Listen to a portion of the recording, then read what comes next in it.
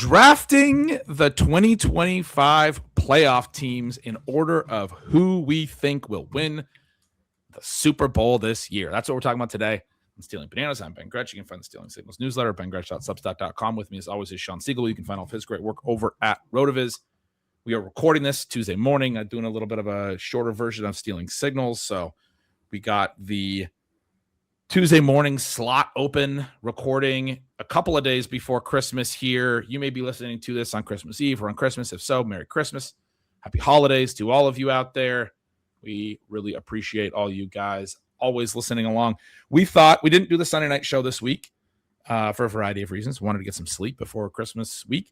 We always do it very late and wind up going to bed well after midnight.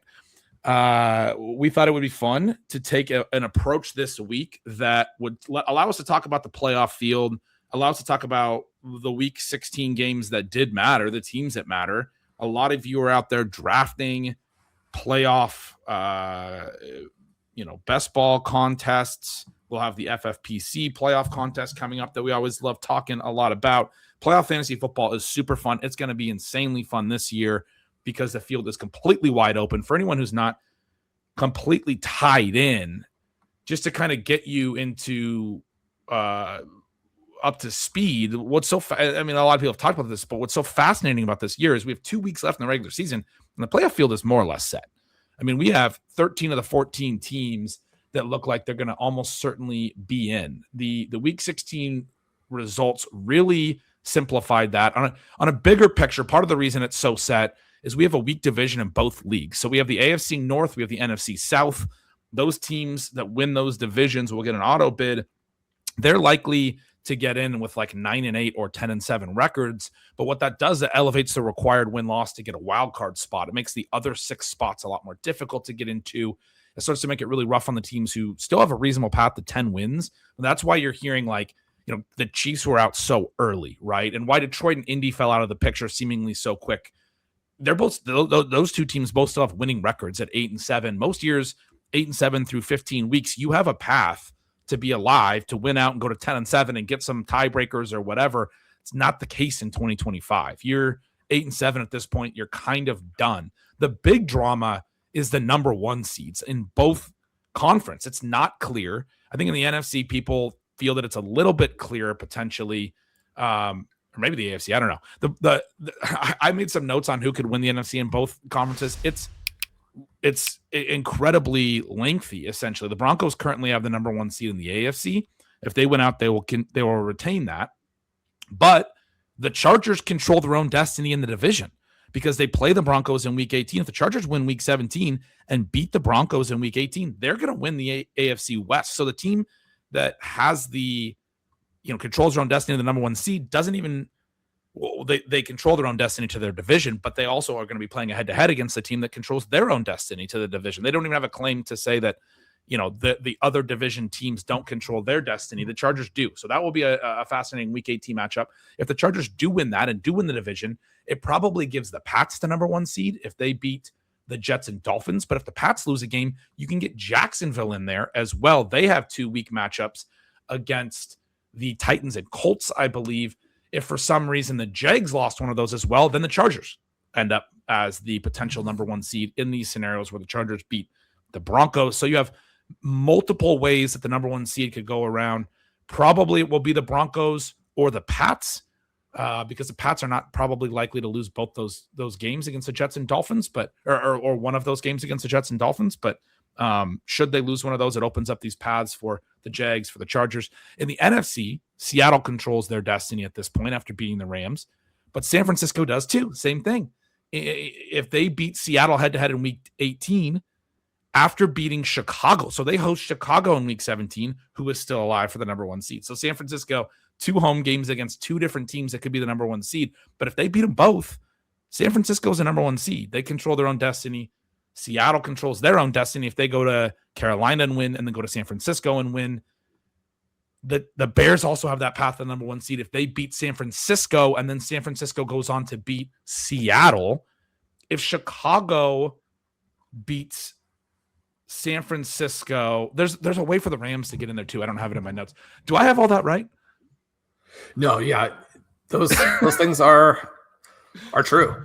And especially when you look at the NFC side, it's absolutely fascinating. These couple of games with the San Francisco 49ers are going to be gigantic. As you mentioned, they have the big game at home against the Bears in week 17. The 49ers look like a juggernaut right now, but Ben Johnson and Caleb Williams have managed to pull a rabbit out of the hat consistently. And a little bit like the Jacksonville Jaguars, not to the same extent, but basically the whole season after the first couple of weeks for the Chicago Bears has been a winning streak. And during that time, they've had a lot of close victories, but they've also evolved as a team. To where they are now is different than they were at earlier parts of this streak. They're certainly going to be a tough matchup for the 49ers in week 17. And then week 18, you have them playing this absolutely gigantic game at home against the Seahawks. And then if we learned anything in week 16, it's that the Seahawks are much more magically inspired than even the Bears or teams of that ilk. When you have Sam Darnold and you're getting dominated in every facet and you still win because of a kickoff return and 3 extra point conversions, one of which is because you were incompetent, then that portion of it it's so cool, right? And the thing that I think is important to point out here with the Seahawks is that, yes, they have Sam Darnold, but they have a fantastic head coach. They have a great defense, even though it's certainly discouraging for them that in the rematch, Matthew Stafford did completely carve them up. But they also have explosive players on offense. And this is where they're separated a little bit by teams that maybe want to be similar, like the Kansas City Chiefs. I mean, you have Jackson Smith and Jigba. You actually have Kenneth Gainwell. Kenneth Gainwell did everything this week. Yeah. You have Kenneth Walker looking like peak Kenneth Walker. Now, I mean, it's been a frustrating season for him. You're kind of thinking once he gets out of Seattle, maybe things will click. But this is the game that they've been looking for. The explosiveness of those players was able to overcome the just continuing, ongoing, et cetera, Sam Darnold debacle.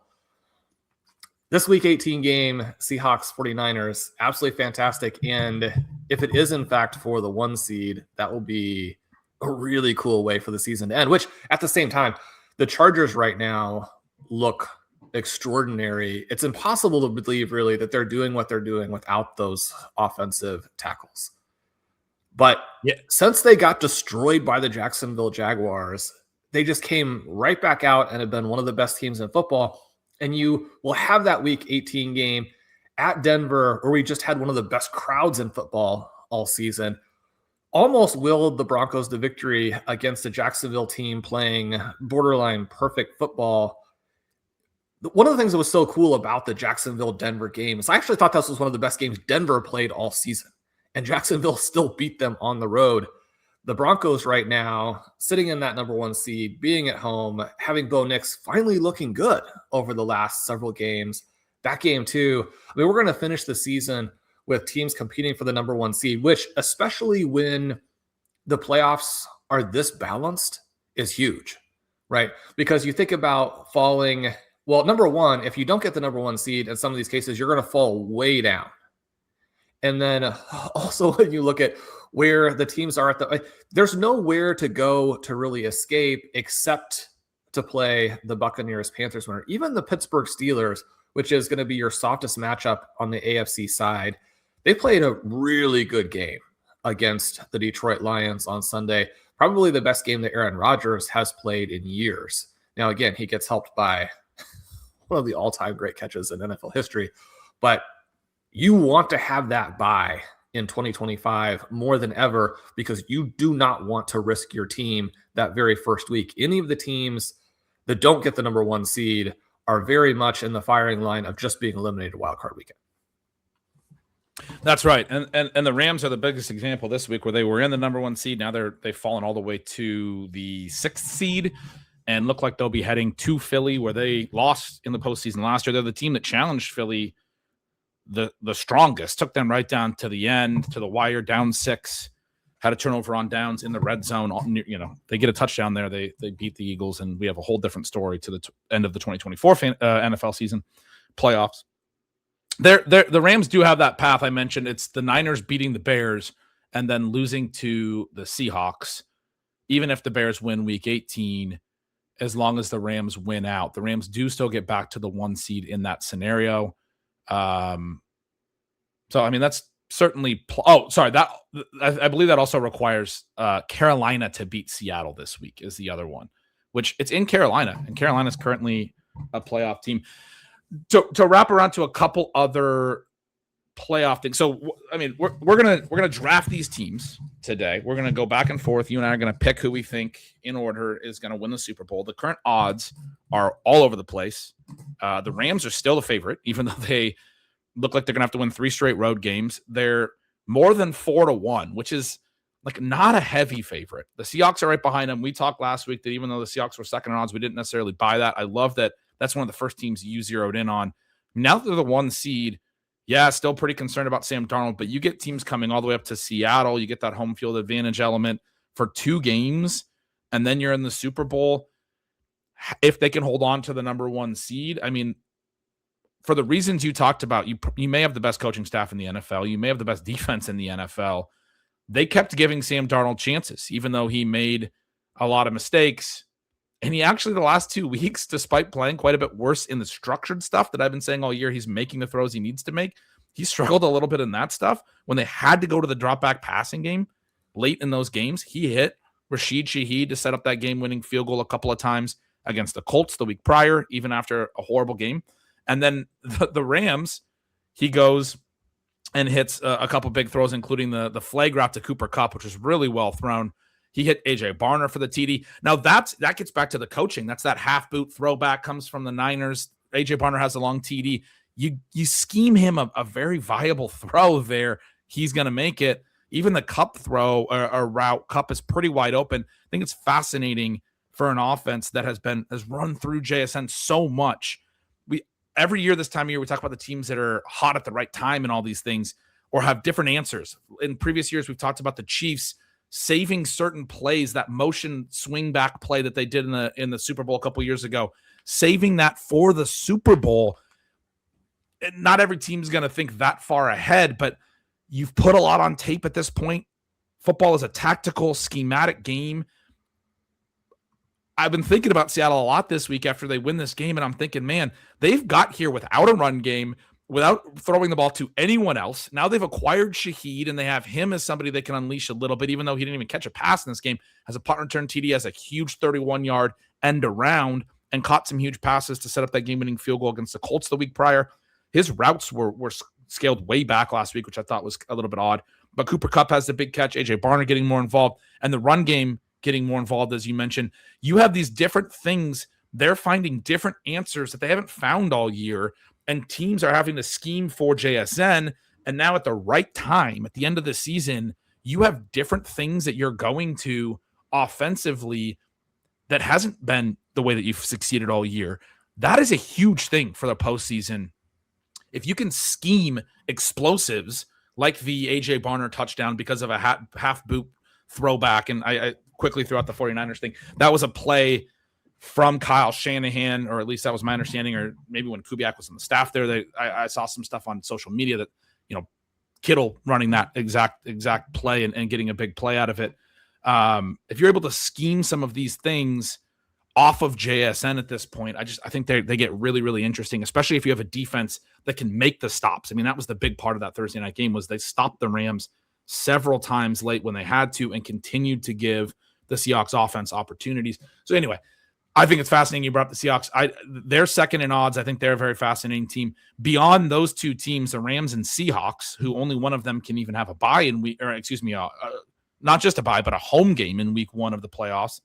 You go to the Patriots as the 3rd best team, or a tie. I'm looking at DraftKings right now, a tie between the Patriots, Broncos, and Bills, all at 9-1. I mean, I don't remember a year this late where you have the Eagles at 10-1, you have the Jags at 12, you have the Niners at 13, the Texans at 15, the Packers at 16, the Chargers at 19, the Bears at 20. All of these teams from 9-1 to 20-1, and then a little bit of a gap. You have the Steelers and the Bucs further down.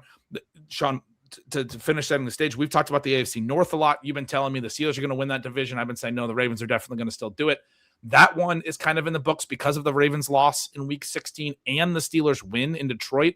What the Ravens would need now is a win this week and a Steelers loss and then that would make the Week 18 game come down to it. But if either the Ravens lose this week, they're at Green Bay, or the Steelers win and they're at Cleveland. So obviously those two things are favoring Pittsburgh. If either of those outcomes occurs, the Steelers will clinch before the head-to-head rematch in Week 18 between the Ravens and Steelers, which is why we're seeing such high percentages for the Steelers making the playoffs in all the models. They're at like 93%. And so that's a very thin path for the Ravens. The one team that is not really clinched yet is the Panthers. And the Bucs are actually still slightly favored in a lot of the models. And that's because the Panthers host Seattle and the Bucs are at Miami. If the Panthers need to beat Seattle and have the Bucs lose to Miami to clinch this week. If they don't, if either of those things doesn't happen, the Bucs will stay one game behind them and they have the tiebreaker. And a win in Week 18 will push the Bucs into the postseason, even at 9-8. If they lost to, or excuse me, even at 8-9, if they lost to the Dolphins this week, so long as the Seahawks also beat the Panthers. And that's why the Bucs are still favored to make the playoffs, even though they lost to the Panthers, because they have that tiebreaker path. They're going to be home in Week 18. They would be favored. They're the better team. They would be favored in Week 18. The Panthers are really looking at it like we have to beat the Bucs twice in 3 weeks. They didn't just finish this off by winning that game in Week 16, which was a terrible football game, by the way. The Bucs played down to them, hugely negative, pass rate over expected, allowed themselves to be slowed way down, even though they were the superior team, have gotten way healthier. Panthers love to slow a game down and try to win by a field goal, and they went ahead and did that. But anyway, the Bucs, Panthers, that NFC South division is the one that we're still waiting on a little bit for that 4 seed. I'm sort of assuming the Bucs are gonna win that rematch in Week 18 and get at least one of the results they need in Week 17 to make it. But yeah, that kind of sets the stage, Shawn. You got the Seahawks, you got the Bears, you got the Eagles, the Rams, 49ers, Packers, all basically locked in at this point. In the AFC, you basically have the whole field set. You got the Texans and Jags out of the AFC South. You got the Steelers out of the AFC North. And then you have all of the Broncos, Patriots, Bills, Chargers out of the two better divisions. It's going to be a fascinating field. But yeah, like teams like the Lions, teams like the Colts that have winning records are now basically eliminated. And we have as wide open of a field as you'll ever get, wide open seating, not clear who's going to be the number one seed on either side. It should be fascinating to see this all play out in the postseason. We've been talking about that for weeks. You've been talking about it for weeks in your articles. That was a big reason I want to do this, is you've been doing a lot of research into the actual team strength. You did the rankings several weeks ago, 32 all the way to 1, really looking at some of the defensive strengths and those things. I have not done as much of that digging. I've still just been, finishing off the fantasy season, right, and stealing signals, not looking at as much necessarily. So I'm excited. I'm telling the audience here, if I win this draft, you've done something wrong. You're way ahead of me on this. You have the edge here, but I'll be deferring to you on some of the key stuff. I just wanted to set the table there a little bit. But now that I've talked for most of the opening, why don't you take the first pick? Because I want to hear who would be your top selection and what compels you to pick that team. A little bit. This depends, I think, on how much risk I want to take that you're going to take my team at number 2. For sure. I think these odds are pretty exploitable. I think that this is fun. If I were a big sports gambling person, obviously separate from fantasy, I would get some bets in on the Super Bowl winner here. Then I'm going to take the Denver Broncos. I do think that game in Week 18, like we talked about, could go in the direction of the Chargers. You think about how Trey Harris is getting a little bit more involved. I've got folks messaging me about him. We talked about him on the show a few weeks ago.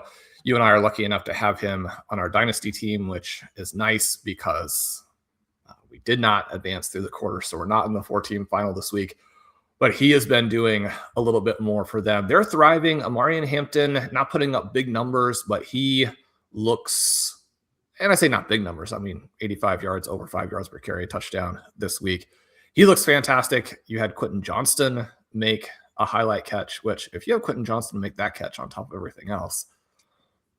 I call that in my stealing signals right up, maybe the best contested catch he's ever made. I mean, that was an incredible play. He never makes a contested plays. He makes an incredible one-handed catch with coverage kind of draped all over him right on the sideline. It's a great play. He's so physically talented that you think back even to a lot of the training camp stuff. He actually does make highlight catches all the time, but he also puts himself in a lot of contested catch situations where he looks bad, and then he just drops a bunch of uncontested catches. So you get the entire range of experiences with Quentin Johnston. That part is for sure.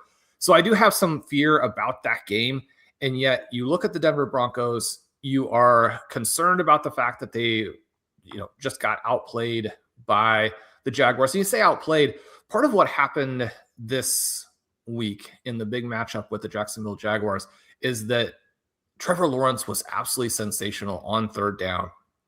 The Jags were able to convert 8 of their 15 third downs. The Denver defense put them in difficulty over and over and over. You had the crowd, so intense, so loud that I'm not sure if it was a third down play at that moment, but you had a first down obviously converted when you had the hit on Trevor Lawrence when the play was dead. That was kind of a scary moment. So it was nice to see both for him and for the defender who very legitimately didn't hear the whistle, that there was no injury on that play.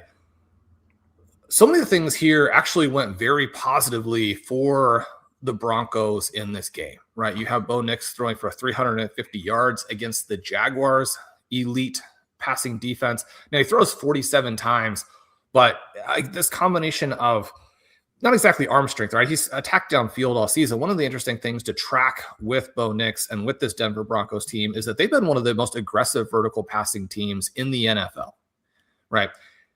That portion of it, when you consider the Bo Nix scattering report coming into the NFL, is pretty hilarious. Now, the part of it that is problematic for the Broncos is that they've also been one of the least effective teams when throwing downfield.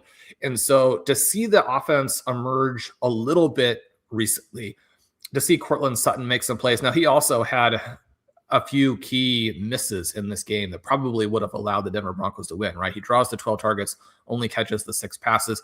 But we have Troy Franklin down the field again for an almost 50-yard gain. You have Pat Bryant a little bit more involved, although he also makes a big mistake in this one.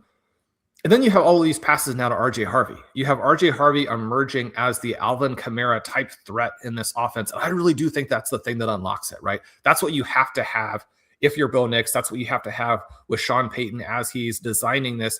We talk about the Joker stuff, all throughout the season. How much that really makes a difference is up in the air in terms of how you want to categorize it. But the ability of that running back to be dynamic out of the backfield, to force the defense to account, and just to be so good in space, right? This is another game where RJ Harvey has an almost 40-yard run. He has a 30-yard reception. That dynamism with Nix being able to get out on the edge, Nix never taking any sacks, just 1 sack in this game. One of the best QBs in the NFL, probably the best when you go to the stats in terms of neutralizing the opposing pass rush. When you don't have those negative plays, when they're now moving him a little bit more dynamically, not having him stand flat-footed in the pocket and throw balls into defensive linemen's hands.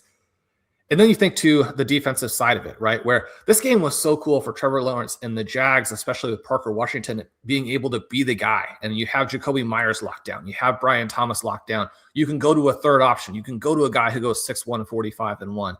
But you look at the full season, you look at the Denver Broncos numbers, you know that they have played a difficult schedule. They've had some underwhelming games. You think about the game against the Raiders. Certainly the Texans game against the Raiders this weekend really changed my opinion again of the Texans. I don't think you can play a football game like that at this point against Las Vegas and really consider yourself one of the key Super Bowl contenders. I came into the week really liking Houston. If Houston had won this game, 40-10, something like that, then they would even be in the mix. They probably wouldn't be the pick because they're not going to be the number 1 seed, and the number 1 seed does matter. I'm picking the Broncos here because I think they're going to be the number 1 seed, and I think they're in that mix of 4 or 5 teams basically tied here. But the Broncos defense, their ability to shut teams down in the passing game completely locked these receivers. The thing that's kind of funny, you go to all the stats, SIS has all kinds of great numbers for them. They're the best team against the pass, and yet they also give up. You got to also factor in a little bit that they have huge numbers of defensive pass interference yards that should be tacked on. Those yards do matter. I'm going to go with the Denver Broncos, though. I think they're the number 1 seed. I think they are equal to, if not slightly superior. Certainly they're superior to the Seahawks. I think they're very equal to the Los Angeles Rams, and the Rams probably will not be the 1 seed. Going Denver. I like that pick. I definitely would have had them in my top 2 or 3. I hadn't really even made a list here, so I'm going to be doing this by the seat of my pants. But I love the way you talked about that game. My notes for that game were just that it was a really good competitive game throughout with 2 ascending teams that both have good defenses too. So it was just a tough game.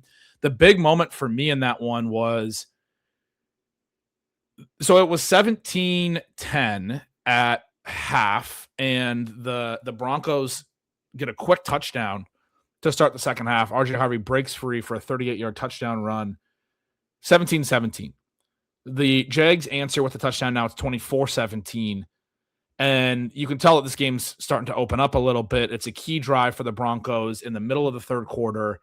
The Broncos punted, and then the Jags scored again. So now they open it up to 31-17, and now it's a really key drive for the Broncos late in the third quarter. They're down 2 touchdowns at this point, but the Jags just got there on the last possession. I always talk about how football's a game of possessions. If you can answer with a touchdown there, now you're like, okay, if we get a stop, we're 1 score behind. You have the possession advantage at that point. They have the ball. They're moving the ball. They get to a 2nd and 4, and they lose a fumble on the mesh point on a read option where Bo Nix wanted Jaleel McLaughlin to take the ball. He was clearly pretty frustrated when the ball got loose, and they just lose a fumble. The Jags jump right on it before Bo Nix can even react. McLaughlin is moving forward. Nix obviously sees immediately the ball's on the ground. There's a defender right there to dive on it. He loses a fumble or gets charged for a lost fumble. I was telling you I lost a semifinal matchup where I had Bo Nix by less than 2 points, and I lost 2 points for that play. I lost 2 points for a 4th down interception he threw in the 4th a little bit later. That obviously it's 4th down. He's just putting the ball up. And either of those aren't turnovers. I go ahead and win my fantasy matchup probably.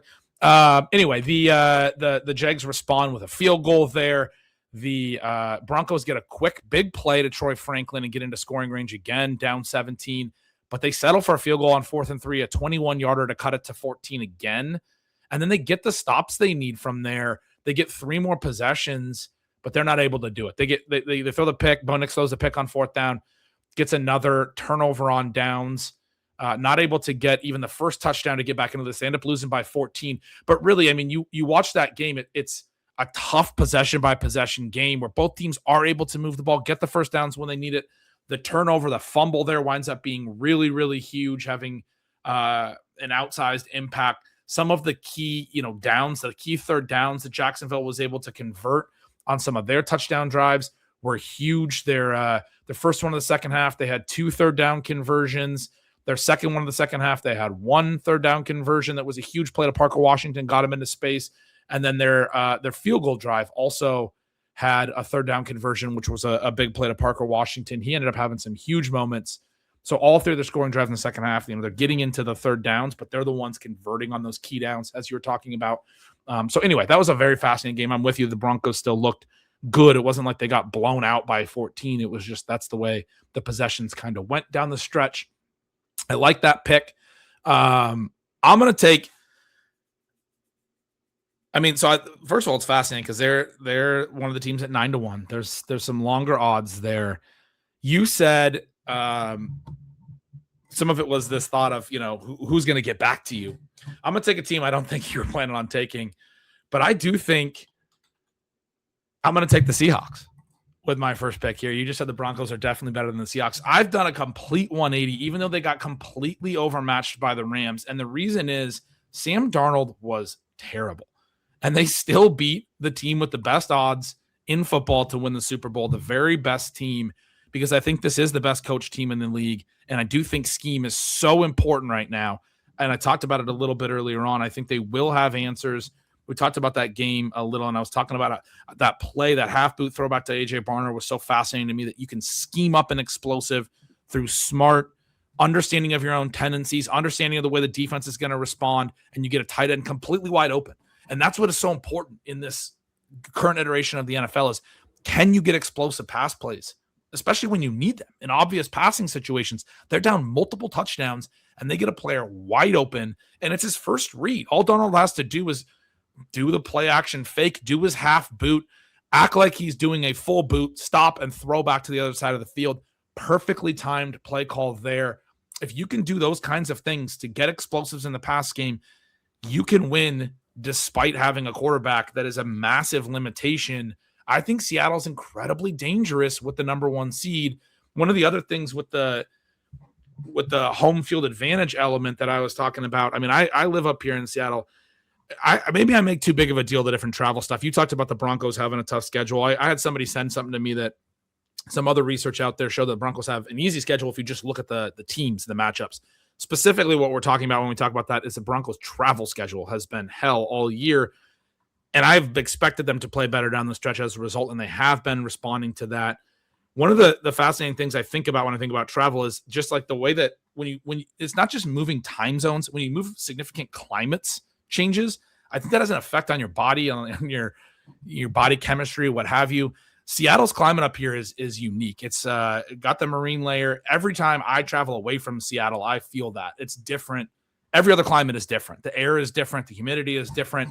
And I'll just say over the years, Seattle's teams have had good home field advantage in a lot of different sports. You see it in baseball. You see it in a lot of different sports. Obviously, like basketball, some of those sports are played indoors, but football over the years, certainly.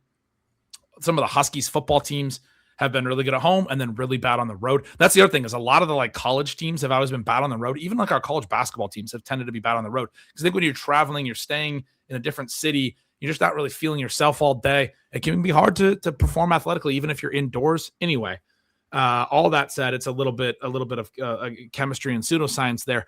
I do think it's massive. If the Seahawks would have lost to the Rams, they may have been my last pick in this thing.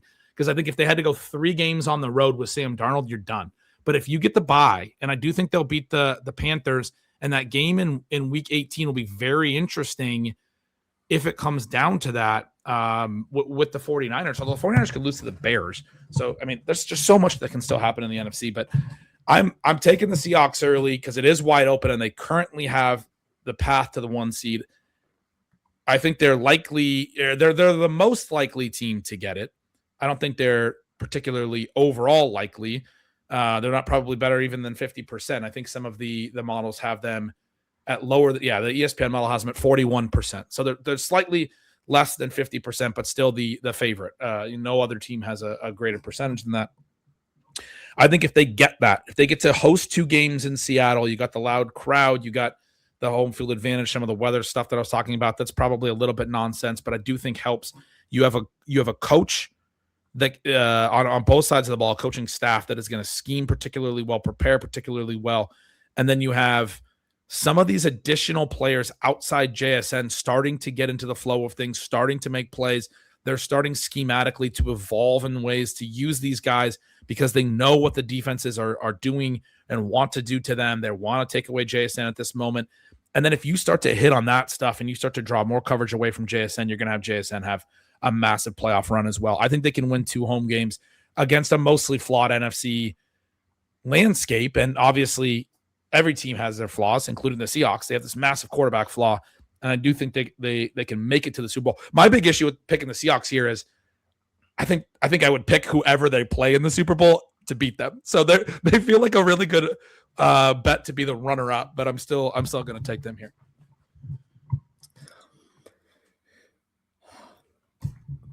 I don't know. That's a tough one for me. That's a tough one. The interesting part here with going Seattle this early is that they do have the edge. You mentioned the 41%. The next closest team, the only one very likely to do it is the 49ers because specifically of that Week 18 game, which is at San Francisco. They're 32%. The 49ers winning that game seems like a fairly easy pick to me, not from the perspective like it's going to be an easy win, but just that they will be. They've been playing really good football. That's fair. And you think about this. So I'm looking at Blair's matchup tool. He has that out on the site every Saturday for folks to help do their start sets. Coming into this game, the Seahawks basically dominated every passing defense metric over the previous 6 weeks, right? Where they're not allowing any yards after the catch. They are not allowing any time to throw. As a result, they don't allow any passing yards per play. They were very best in terms of EPA per pass. Then you go out with Devontae Adams out of the game. And Devontae Adams being out of the game may have actually opened up the Rams to not have to force him the ball and be better as a passing offense. But you give up a 457-yard game to Matthew Stafford in a game where they kind of wanted to use the running game, right? They're 8 for 20 on third down, huge numbers against a defense the quality of the Seahawks. You give up a 225 game to Puka, which included a ton of yards after the catch. I mean, this is basically the key part of Seattle getting eviscerated at home in this game here. It just made the Rams look even though the Seahawks win. And it was one of the coolest games, not just of this season, but of a long time. I think you could put this game with the Rams Chiefs game from 7-8 years ago, where both teams finish in the 40s. I mean, this is an all-time game. And I do particularly when you think about the way that the sport is evolving and how we're getting this mix of schematic. I mean, yeah, it was an incredible game. And obviously you only get this with overtime, but this is a game where the Rams run 88 plays and still manage to average 6.6 yards per play. I mean, think about how many plays you had to be dynamic and just utterly dominant from a yardage perspective. Now, again, a lot of this depends on these big plays for Puka, but the big plays count, right? You think about what they did in terms of efficiency, you think what they did in terms of explosiveness, and you can, I think, make the same case against the Denver Broncos, sort of defensively and how that is a bit of an issue. I guess I don't think the Seahawks are going to come out of this with home field. And if they don't, then they're in pretty deep trouble. So, because Sam Darnold was awful again in this game. He was awful. The play calls, the play to AJ Barner, being able to use some of these guys, it is a bit weird because Cooper Kupp, he has the big fumble he has the big fumble in this game that almost keeps them from being able to manage the possessional aspect of it, right? And Rashid Shaheed, to have to do it with a 31-yard carry, to have to do it with a kick return as opposed to doing it within the offensive system, that's a little bit of a concern. It certainly, big picture is okay, that and encouraging to an extent that the Seahawks offense was able to get going against what's a good Rams defense. But their side of it, where Darnold throws a couple of bad picks and gets sacked 4 times, I mean, the gap in the QB play again here was just so gigantic that I guess I would pick the Rams on the road if it ended up being something like that in the playoffs. But also, again, I think the 49ers are going to win that game. And I probably would, because I actually picked the Rams at stealing lines to win that game against the Seahawks. I want to rebut this a little bit from the perspective that I don't disagree with anything that you just said at all. I've been pretty down on Seattle throughout. I mean, going all the way back to the offseason, and wrong on a lot of it. What I think is so fascinating is everything you just said is 100% true. They gave up all of those yards. They gave up all of that stuff.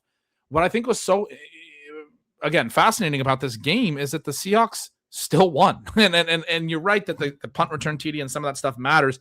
Punt return TD was a very short TD. I think we're making a little bit extra out of it from a special team standpoint, because they got they turned the ball over deep in Rams territory, and they got an immediate stop and made them punt from their own end zone. And Shaheed fielded that punt around midfield. Even if it's just like a good punt return, they're going to be starting in plus territory. But certainly, obviously, with the time and everything, the punt return TD is massive there. But I'm not arguing with you the fact that they should have lost that game. I was annoyed as somebody who would bet on the Rams that they went ahead and won that game. I think the ruling on the Charbonnet thing, I tweeted about this, but I think we've gone too far with the immediate continuing action rule, which I do think is a good rule, but the way that all of the referees interpret that and have continued to interpret that, and the accepted building off of that has expanded too far. It was the way I was saying it. Like, Charbonnet himself wasn't even like diving on the ball in the immediate continuing action. He like casually walks over and picks it up because they've all been coached to do that. But if you're that long after a whistle has been blown, I don't consider that the immediate continuing action, and I don't think that's why that rule existed. I think it was written so that something that happened immediately after a whistle didn't didn't get, negated by the fact that a whistle blew a fraction of a second earlier. But when it's multiple steps of a player kind of jogging over and picking a ball up, because one of the things is if there's not a whistle blown and they still go for that ball, even if Charbonnet ends up recovering it, if he has to dive on it and other Rams players kind of run over and dive on it, the ball could get jostled back into the field of play. It was like barely across the line of scrimmage or the goal line. Anyway, that's a neither here nor there point. But I agree with so much of what you were saying. I do think in a wide open field to win games in the postseason, to get the moments you need, you do need. When I say good coaching staff, I'm not just talking about scheme. One of the things I love about Mike Macdonald is he's talked a lot about the fourth down stuff, the different things that they approach things from a perspective. I remember last year there was an interview where he was talking about telling Ryan Grubb at the start of a drive to have his best 2-point play, and a spot that wasn't necessarily a 2-point situation, have his best 2-point play in mind, where they're already thinking ahead in those types of spots. I think you get into the postseason and you get into these spots where you need to take advantage of every moment. And one of the things I do think Mike Macdonald does so well as a coach is that in-game management stuff. I think he does a particularly good job of getting through, of maximizing from an efficiency standpoint their ability to come back and win in a spot like this, and that's going to be so crucial. Now, the point you made about the Niners hosting in Week 18, I think, is a very good one, and I do think I would probably pick the Niners as well. But there's a lot of different various things. First of all, the Bears, I think, can beat the Niners in San Francisco and then go on to lose to Detroit the next week at home. It wouldn't be that crazy to me. I think Dan Campbell's team would be incredibly aggressive. If that happens, if the Bears do those two things, the Seahawks can win in Carolina and lose to the Niners and still get the 1 seed. They still have a path if the Rams lose one of their final two. Rams probably not going to lose one of their final two. They're at Atlanta, at home against Arizona. But that's actually the Rams' path, what I just described. I mentioned earlier there's a little bit of a path for the Rams, is if those three outcomes occur, the Bears win in San Francisco and then lose the next week to a Detroit team that should pack it up, but maybe won't because Dan Campbell is crazy. And then the Niners still beat the Seahawks despite losing to the Bears. And again, the Bears need to then go on to lose on their own right. The Rams have that path. That's part of why the Rams still probably have such high odds. If the Rams would have won, I mean, I think their odds would be the right one. But to just finish up the thought, everything you were saying about, so my point there is the Seahawks actually have a path, even if they lose Week 18. I think obviously, even thinking that the Niners should be favored and probably will win that game, I think enough of Mike Macdonald and this defense and those things that I think they could go into San Francisco and win. Although I think San Francisco's playing great football right now, has gotten healthier, have navigated the injuries, and now they have Brock Purdy playing really good football. They've been able to throw. They haven't had to rely on Christian McCaffrey as much. They look good. And so I do think you're right to say that they're going to win in Week 18. It would be fascinating if they wind up with the number 1 seed there. But I think Seattle has a path to getting that. And I do think if they get that, because the various odds, the fact that they have a backward path of getting it, even if they lose that game, and that they're currently in that spot, they have the most likely scenario. I think they have enough of the, like, you create your own luck stuff that, I mean, even though they're, and you're right to point out that their defense got shelled by Stafford, but I do think the Rams are the best team in football. I mean, that's the team. If you're going to get shelled by someone, schematically, they're going to do a lot of tricky things. They ran the ball incredibly well. It's fascinating when you look at the Rams because they didn't have a fourth player that was even really meaningful statistically for a team that had like 600 yards of offense. Puka Nacua had like 250 yards. Their two running backs are the other big part of the offense. They ran the ball a lot out of 13 personnel. The Seahawks will stay in nickel and kind of let you do that. The Seahawks did not defend the run well enough. The Rams stayed ahead of the sticks because of it. And then they were able to get the ball to Puka a ton. It would be fascinating if they played again a third time because the Rams, I don't think they had another player have 50 receiving yards. Maybe it's slightly ahead of 50. But again, for a team with 600 yards, you'd expect far more than just one receiving weapon and basically the two running backs to have the vast majority of the yardage.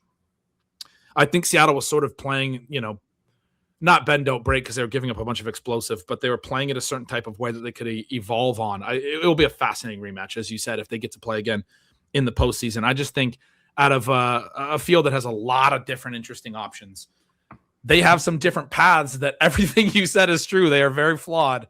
I think the fact that they were still able to win a game against the very best team that crushed them at home in total yardage.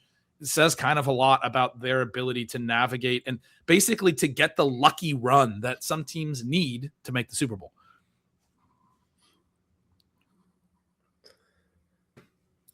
This is such a fun exercise. I'm now, again, trying to, with you taking the Seahawks, I've got to you've think got about all the your favorite tactics here. teams.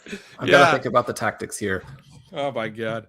I'm going to go ahead and take the Rams, right? You mentioned their odds. I think their odds are overstated, and yet, I mean, they are so good, right? The defense probably isn't quite as good as people think. The passing defense, you look at the numbers, the 6 games coming in, simply okay. One of the things they do really well is limit separation. They were able to take away JSN in the first half of that game. One of the things that was so cool about how the Seahawks fought back, and again, it required overtime to get the full thing here, but some of these plays where they get Walker involved, they have the burner play, they're able to then unlock JSN toward the end of that game, but you could see the Rams and their separation numbers throughout the course of that early on with JSN where he didn't have anywhere to go. They are fantastic against the run, and that allows them, I think, to control games. We think so much about all of these teams that want to sit back and play the pass defense, but a team that is more aggressive and is effective with that and has the sort of holistic approach to it, where the Rams can control games in a variety of situations. They have these 2 running backs now. One of the things that we've talked about is that Kyren Williams looks totally different than he did in 2024. The explosiveness it's still not at the elite level, but his ability in space, that feistiness, that little bit of burst that helps him get to the second level, his cutting ability is fantastic, even though the long speed is certainly not a big part of his game. They're able to block things up, and Blake Corum, with his, again, somewhat limited profile, has been very dynamic as well. Then you have Matthew Stafford as the front runner for MVP. You've got Puka Nacua, who I would argue, I know that this is not necessarily an argument that is carrying any level of success, but I think that if there's ever been a year where receivers should be involved for that, the Puka Nacua and Jackson Smith and Jigba, with how gapped they are from the rest of the field and all of these wide receiver numbers and what we know about Sam Darnold, what we know about Matthew Stafford, that those 2 guys really are the players that we should be looking at as unless this is just purely a QB award, in which we should rename it. Puka and JSN have been the 2 guys. They would be my 1 and 2. Obviously, the Rams have Puka. This is the team I think you have to pick if you have the 3rd pick, and they haven't gone. I love that you are trying to navigate this, and you listen to what I just said. I was obviously talking up the Rams a bunch. You're like, well, the Rams are the one team he's going to take. I don't expect him to take. He took the Seahawks. He could take anyone else. I don't expect him to take any of these other teams that I think are interesting. I'm fascinated to know who you have as your other teams. The Rams, obviously a very, very good football team. I do think their path to the 1 seed is so tough that they now get into a position where they're going to have to go, again, 3 straight road games is such a difficult path. Their odds are massively overstated right now. Their only path to getting back into that really favorable 1 seed is that scenario I described, where the Bears beat the Niners, then the Niners go on to beat the Seahawks, and the Bears go on to lose to the Lions. Because if the Bears go on to beat the Lions, they get the 1 seed themselves. In that scenario, the Rams would still get the division and would get the 2 seed and home games in the first 2, but then would have to travel to Chicago. You're still having to win 3 games in a pretty wide open landscape. All the teams in the NFC are good. The biggest reason I took Seattle, again, is that bye situation, which begs the question of, because I do think you make a good point about the Niners having good bye odds, if that would be my pick here. I'm not going to take the Niners here. But I think the Rams are fascinating from the perspective of what their actual route is, because I agree with you with how good they actually are. They're very likely to win their final 2 games, and yet they're very likely to not win their division, not have a home game.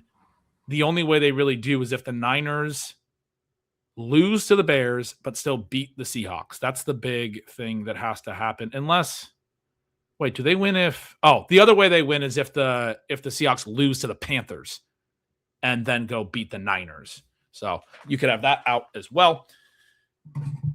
But my next pick, and I have teams that I like too, Shawn, that I'm glad that you're leaving on the board for me. My next pick's the Jaguars. I was curious. I blew it. I was curious if you were going to take them. They are 7th in odds. That's fascinating that we were both on them. I was thinking that might have been the team, and I was like, nice, we snuck them through. I didn't want to take them second, but I do really like the Jaguars after this win.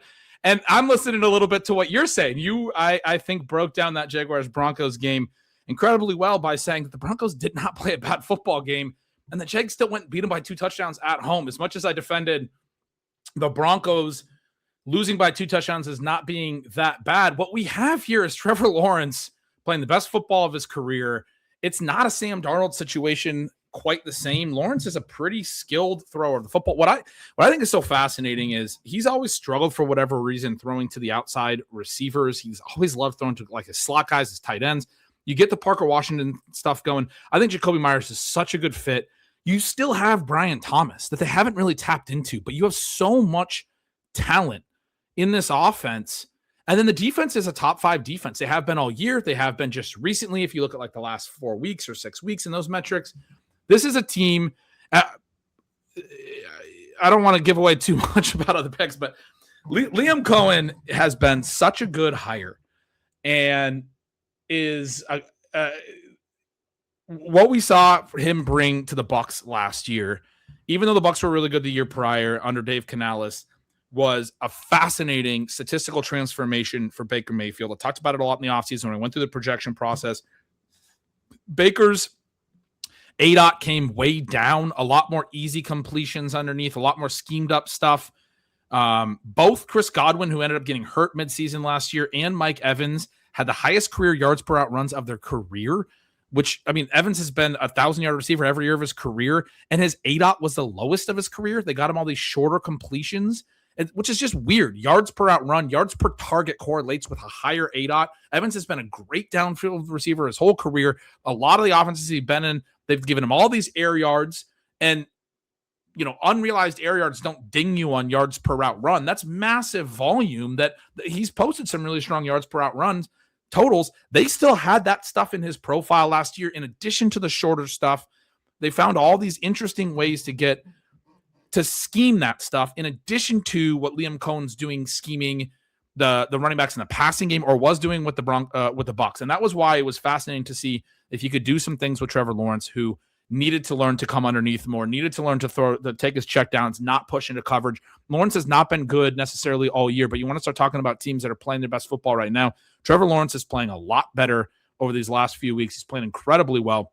And you see the talent and the skill set on some of the throws. He had a really great throw this past week where he's rolling out, moving to his left. He makes some really, really good throws on the move, especially moving to his left.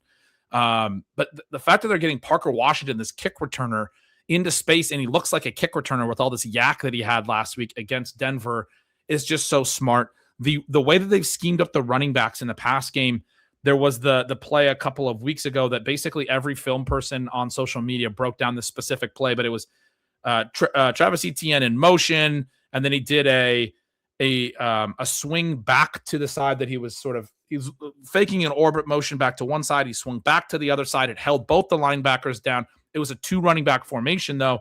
And so Bashal Tutin leaked out. It was the catch that Bashal Tutin caught, like basically a little wheel route for a touchdown. Bashal Tutin leaked out through the line of scrimmage, basically right behind where these 2 linebackers were held down by this motion and run to the flat by Etienne. It looked like a screen underneath the Etienne. Instead, it gets Tutin leaking out as the more aggressive play, and he's wide open for a touchdown pass. Those types of scheme things, talked about it with the Seahawks. I'm loving seeing these coaches able to scheme up the explosives in this era of, defenses are doing things so differently. They're varying so many things, etc. I think to win in 2025 in the NFL, and you get into these really tough matchups, you have to be able to outcoach the opponent a little bit. You have to be able to come up with some really creative schematic stuff that shows defenses different things, holds players in different spots, and creates easy throws for your quarterback and makes their life easier. That's how you see Sam Darnold able to make big plays late in the game. That's how you see Trevor Lawrence finally, after several years of never really seeming to realize his potential, hitting it. I was just telling you before the show, we talked a little bit, and on Lawrence's we were talking a little bit about the overall fantasy landscape and how many points he's scored and how he's been so integral to the fantasy playoffs. But all these touchdowns these last few weeks, he has now finally hit a new career high in pass TDs. The last couple of years I've been talking, and especially in 2024, I wasn't as on it as much in 2025, but I had Lawrence as a really good late round quarterback to target because he's always had more rushing value than I think people realize. And I basically was arguing, look, he's never spiked the pass TDs, which is one of those things that makes late round quarterbacks jump up into the top 5 in fantasy. He has spiked the pass TDs a little bit more now this year to where he's already at a career high with 2 games to play, 26 pass TDs. He's probably going to go over 30 for the first time.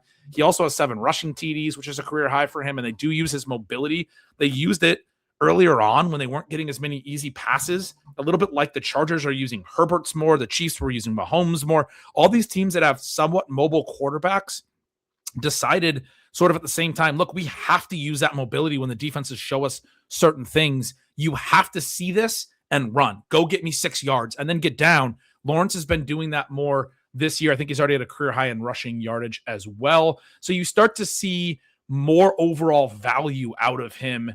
Yeah, he's still going to have his mistakes and still going to have his problems. It's fascinating that I picked 2 quarterbacks that could frankly melt down and throw 4 picks in a playoff game and ruin these picks for me.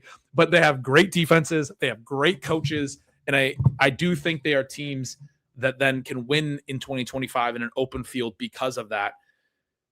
Your thoughts on a team that you apparently also really liked?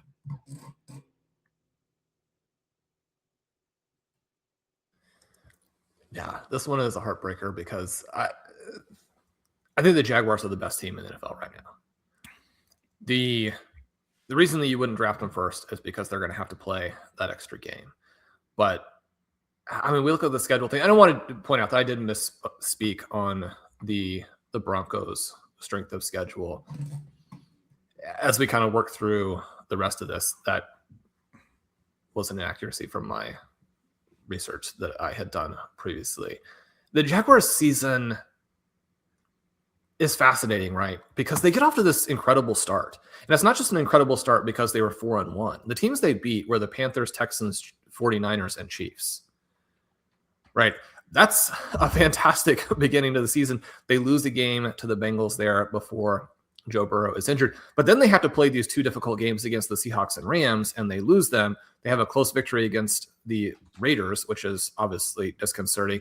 And then you lose to the Texans. And the Texans, even with what happened in week 16, again, one of these teams that is better than people realize and or just are simply a good team, right? So that's not a bad loss by any stretch. But then they go on this 6-week run. And then the striking thing about it is how Trevor Lawrence has come of age, not in 2025 overall, but specifically in these last 6 weeks. Now, again, you're looking at some of the schedule things in that early portion of the season, the first 10 weeks, and there are going to be some difficulties when you talk about playing the Texans defense twice, the Chiefs, the Seahawks, the Rams, even the Chargers, right? That 35-6 victory. The Chargers have one of the NFL's better pass defenses. But through 10 weeks, Trevor Lawrence's accuracy numbers were through the floor. His IQR was 29th in the NFL. So this is the SIS QB rating where they have done charting enhancements, and they're giving basically, how well have your receivers played? What is blocking doing for you? In this case, they're like, Trevor Lawrence is one of the worst quarterbacks in the entire NFL. And as they went on that streak where they lost 3 out of 4, it seemed like Lawrence was going to be the thing that held him back, and they just simply couldn't do it, right? There were also these things where Brian Thomas is dropping every pass, not playing well. Travis Hunter is not developing as he's trying to play both offense and defense. They don't have Jacoby Myers in there doing the things that he can now do for them. You have the injury to Brendan Stray. So you have all this adversity that they're dealing with on the offensive side of the football, but the offense was not what it needed to be, specifically because Trevor Lawrence was awful. From week 11 on, and again, it's tricky because 4 of these 6 games came against teams, 3 of them came against teams that are awful. And then you also have the struggling Colts with the QB situation in there. But this stretch is bookended by the Chargers and the Broncos. 2 teams that if they won the Super Bowl, you'd be like, yeah, they look absolutely fantastic. During this stretch, Trevor Lawrence is number 1 in the NFL in QBR, and it's not close. That's how dramatically he has improved. That's how well Liam Cohen has him playing. I mean, maybe the greatest in-season coaching job that we've ever seen. When you think about how a QB has adjusted, they've done some things to add, like going out and getting Myers, even though you're like, well, you've got Parker Washington, maybe you have the injury situation with Hunter, but you've addressed this position. You really want to throw more assets into it. And they're like, yeah, because we want to win, right? And it was the perfect addition. I mean, such a perfect addition for what Trevor Lawrence does well.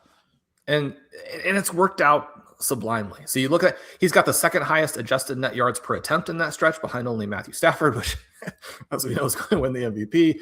You have him attacking aggressively downfield. So with Trevor Lawrence, you've got a guy with mobility, like you talked about. You've got a guy with great toughness. You've got a guy who pulls the trigger.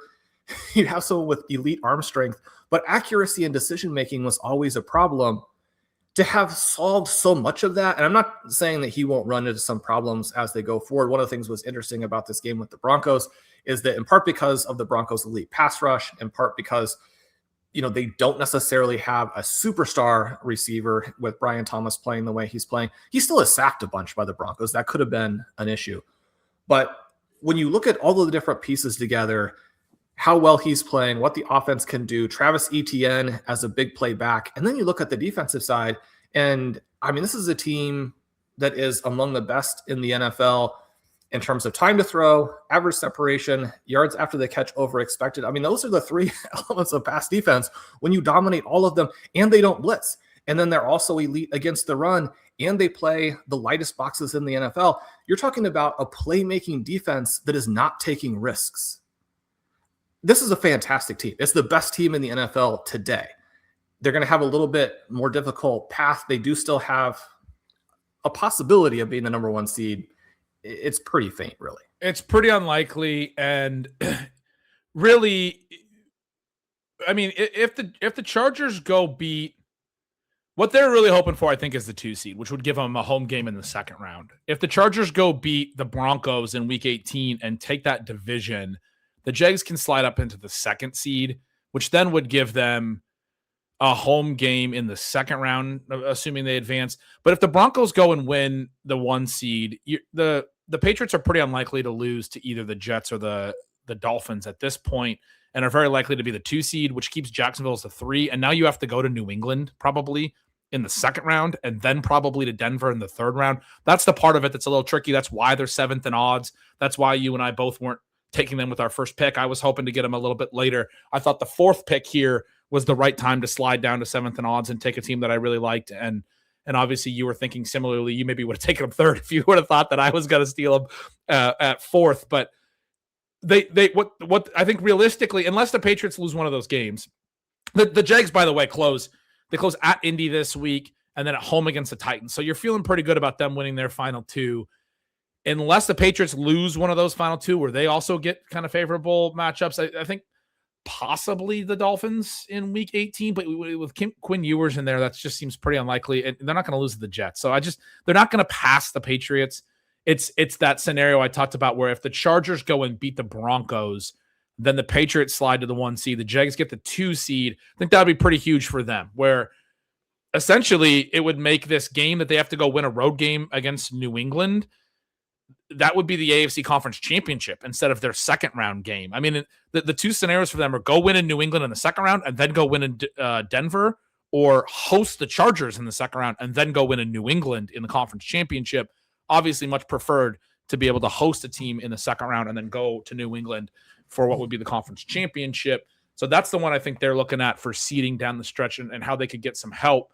But I agree with you. This is definitely one of, if not the best team in the league. Definitely one of the top teams. I don't know if I'm ready to call them the best team. I love that enthusiasm. I probably am not quite as high as you, but they're on my roster, Shawn. Who is your pick for the 5th selection here?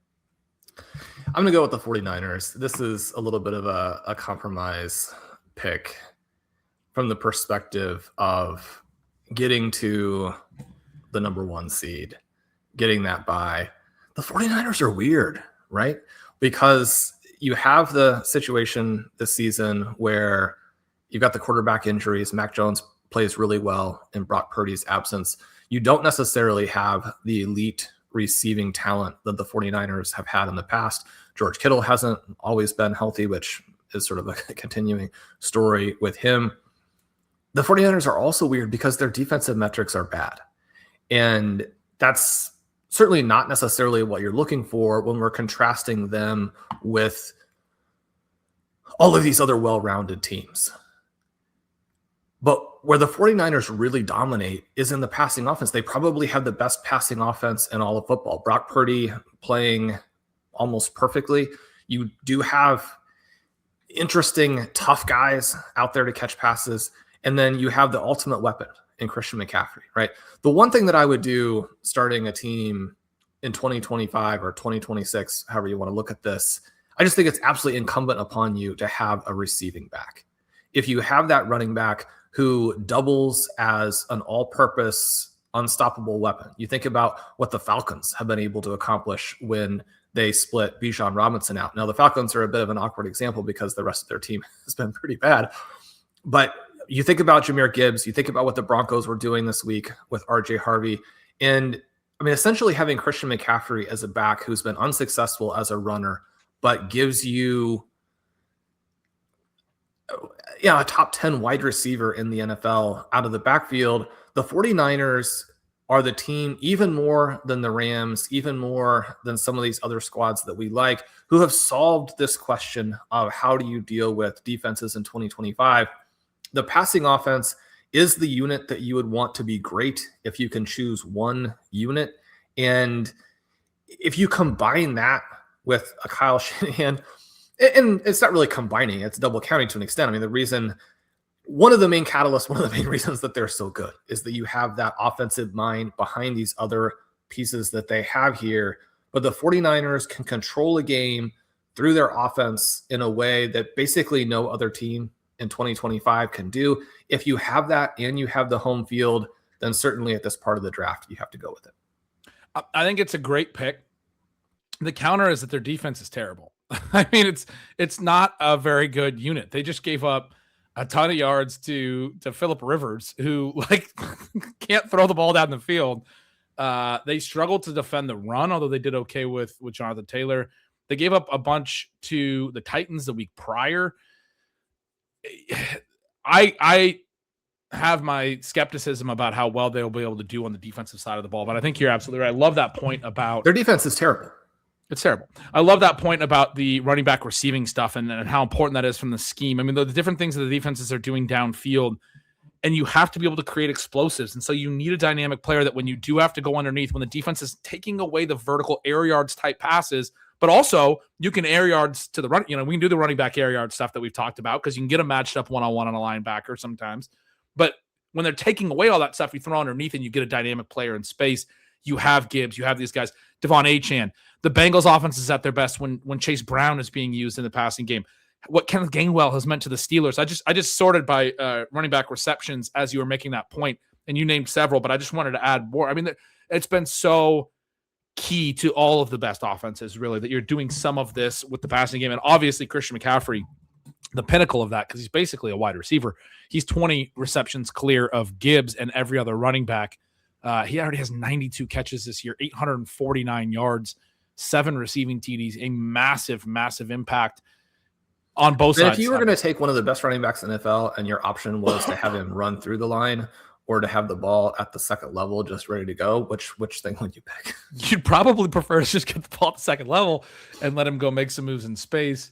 It is, super straightforward. I love your note about Bijan, too, because as bad as the Falcons have been, we've started to see Bijan do the McCaffrey stuff. He's been the closest one where they had him last week run a third down out pattern, split out wide. And that's the stuff that you're just talking about McCaffrey going out and winning in a one-on-one route like a receiver. Like, go win on an out pattern beyond the sticks and catch the ball and get out of bounds. And, all right, cool. Our running back can go do that on a key third down. I mean, that's an incredible skill. You don't see... I mean, Achane splits out wide, but they throw to him underneath, right? Like Gibbs will do some of that. You see the wheels and the vertical routes where it's like, oh, go run by a linebacker. But the thing of just like lining up out wide and running a wide receiver route, like an outbreaker or an inbreaker, is a very Christian McCaffrey thing. And we're starting to see it with Bijan. If you had the Falcons practice for, say, 6 weeks, separate from the games, what have you, just off-season practice, and you put Pitts and London and Bijan at the receiving position. You had just all three of them practice at receiver. 6 weeks from now, Bijan Robinson would be their best receiver. He's extraordinary. And this is a show about the playoff teams and the Super Bowl, but the moves Bijan Robinson was making in space last week for a 220-pound back, just have never seen anything like it. Now, again, doesn't have quite the top-end speed of the players like Barkley and Gibbs and Achane, but then we're getting to witness it's unbelievable greatness at the running back position right now. And Bijan Robinson, I mean, right back in the mix with Gibbs after some of the runs Gibbs had, mid-season, what have you. You're like, but so I got to ask you. It's so much fun. It's so much fun. We didn't end up doing our Sunday night show. I had already written up while I was going through the game some of my like top line stuff, things that I would have wanted to talk about on that show. It's kind of why it came up here. I wrote Bijan Robinson remains so good. I wrote he's 1-2 with Gibbs next year. I think Puka Nacua, obviously, for some people is going to be the 101. Where are you at with because we've done our, predicting the 2026 ADP stuff so many times. Where are you at with the 2026 ADP? Just the first couple of picks. Because you asked me a few weeks ago if there's ever going to be a time where Jahmyr Gibbs is available that I wasn't going to select him in the future. I still think he's very clearly the top. I mean, Puka's tricky, and JSN's still so tricky up there. I guess I don't think you can even pick JSN in the top 6. I mean, They would prefer to throw like 3 passes a game, and he's going to get triple teamed. I mean, you think about what happened to Trey McBride this week, where every time Jacoby Brissett even looked in his direction, 2 Falcons came roaring from behind and just leveled him. Everything is a little bit different. You can't do that with JSN quite the same way you can do with Trey McBride. But if your team wants to be the lowest passing volume team in the NFL and you have the most obvious like gadget defense approach to a player in the entire NFL, it just makes it tough. What JSN is doing right now, again, like clear-cut MVP. It's just clear-cut. If they're the number 1 seed, there's no justification to vote for anybody else. But the context is so bad, right? And the context with Puka is just like, don't let yourself get hit so many times.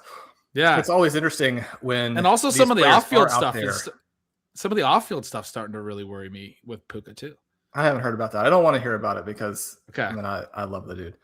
You had a play this week where Josh Allen is scrambling to the edge, has, gained all the yards he can gain, and decides to go ahead and throw himself back into the defenders instead of taking the step out of bounds. And you're thinking, yes, we know you're indestructible. We know you're the person who is never, ever going to get hurt, but please don't do that.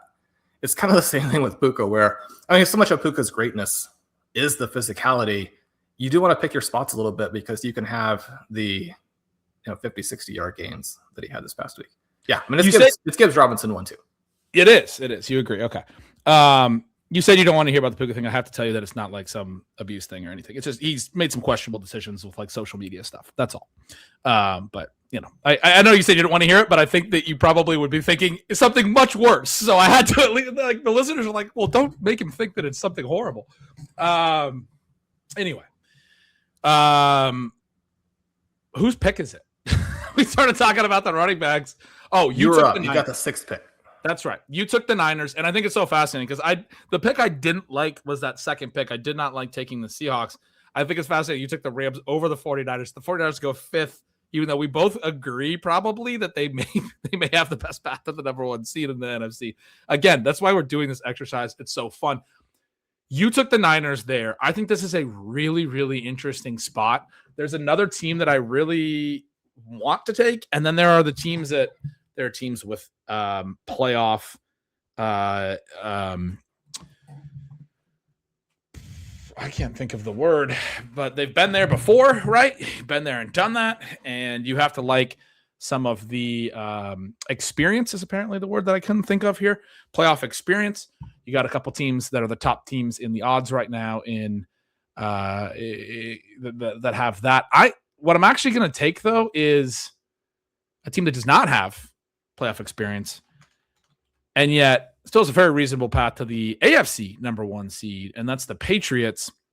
We talked about if the Chargers beat the Broncos and win the AFC West, that the Patriots would get the number 1 seed. Patriots winning on Sunday Night Football over the Ravens. I haven't even had a chance to watch that game yet. I did see some commentary about how good Drake May looked. Drake May has played at an incredibly high level. Obviously, you have the Stafford and May kind of thing is what seems like it's going to actually come down to for the MVP. The issue with New England, I think the reason that you and I both waited to take them and maybe aren't super high on them is a question about the playmakers, is a question about, hey, you guys don't really have any wide receivers. You're not necessarily even, Trayvon Henderson has a concussion here on Sunday Night Football, but he's your one explosive back, but not necessarily even using him as much as maybe, you or I would like to see. And yet offensively, they've still been really, really strong all season. They're 5th in EPA per play. They're 4th over the last 4 or 5 weeks. So even more recently have been very good. I guess I said 4 or 5 weeks. I'm looking at Sam Hoppin's great visuals. They're 4th over the 4 weeks leading into the Ravens game. So they had a good game against the Ravens. I assume they're still in the top 5 over the last 4 weeks or 5 weeks, what have you. But they've been good recently as well. I have not seen those updated numbers since this last game was played. But Drake May playing at such a high level. Mike Vrabel, I think, a smart coach. Their defense, good, not necessarily great. Good against the run, probably a little bit problematic against the pass. I think that does become an issue. It's why I took the Jaguars ahead of them, even though they seem likely to host the Jaguars in the postseason. I just think the ceiling a little bit higher potentially for Jacksonville with the playmakers, some of those elements. But New England, I think, still very much has that ceiling and is in a great position right now, sitting at 12-3, currently a game up on everyone but Denver. A game up on the other teams, a game up on Buffalo, most notably, and with 2 very winnable games down the stretch. Very likely to finish 14-3, very likely to have a top 2 seed where maybe they don't get the bye, but they do at least get a host in the second round.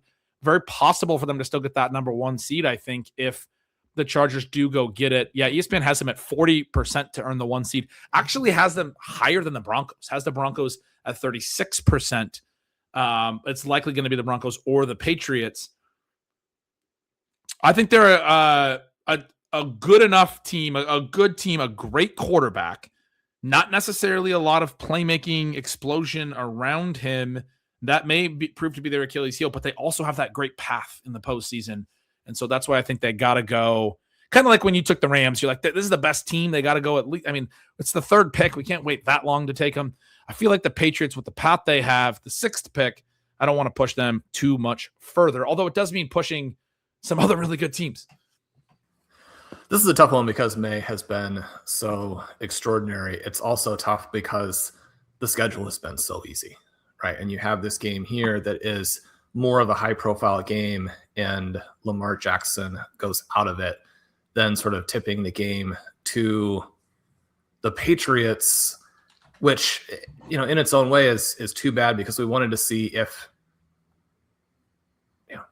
New England could come back and do it with everyone healthy here. Certainly the 4th quarter, Drake May, those last 2 touchdown drives, 7 plays, 73 yards, 9 plays, 89 yards, were extraordinary football. What you see until that point is a team that really struggles because their receiving core is so weak that Drake May has to be the greatest quarterback of all time, essentially. Now, this game was a lot of fun because Stephon Diggs looks like Diggs for the first time in months. And if they can get him to play like this, if you can actually use Kyle Williams some and get the vertical element from him, then maybe those things change a bit. Because the schedule has been so easy for the Patriots, when you make a variety of adjustments, I'm not saying anybody should necessarily believe this because I do think that Drake May has done things this season from a downfield passing perspective that we just never see, right? It's been a once-in-a-lifetime type of year. His numbers don't look nearly as strong when you make some of the adjustments. SIS continues to have him as more of a in the 8, 9, 10, 11 range type of QB. If any of that is true and you get into the playoffs and you're facing teams that are fairly unlike what the Patriots have mostly faced this season. Then you have games more like week 15 where they blow the lead to the Buffalo Bills. The Bills, again, a team that has plenty of weaknesses themselves and are not the juggernaut this season that they have been in the past. My concern would be that when you look at the Patriots, this is a team where almost everything is on Drake May because they have a lot of tactical flaws / build flaws, where you mentioned the run defense is better than the pass defense. Now, those things have flipped in the last month and a half, and so maybe that's going in the right direction for them. But they're a team that doesn't generate a lot of pressure. And so if you don't have the pass rush, we know that's one of the most key ingredients for defending the pass and or creating the big plays that you want to create to tilt some of these games against the other elite teams.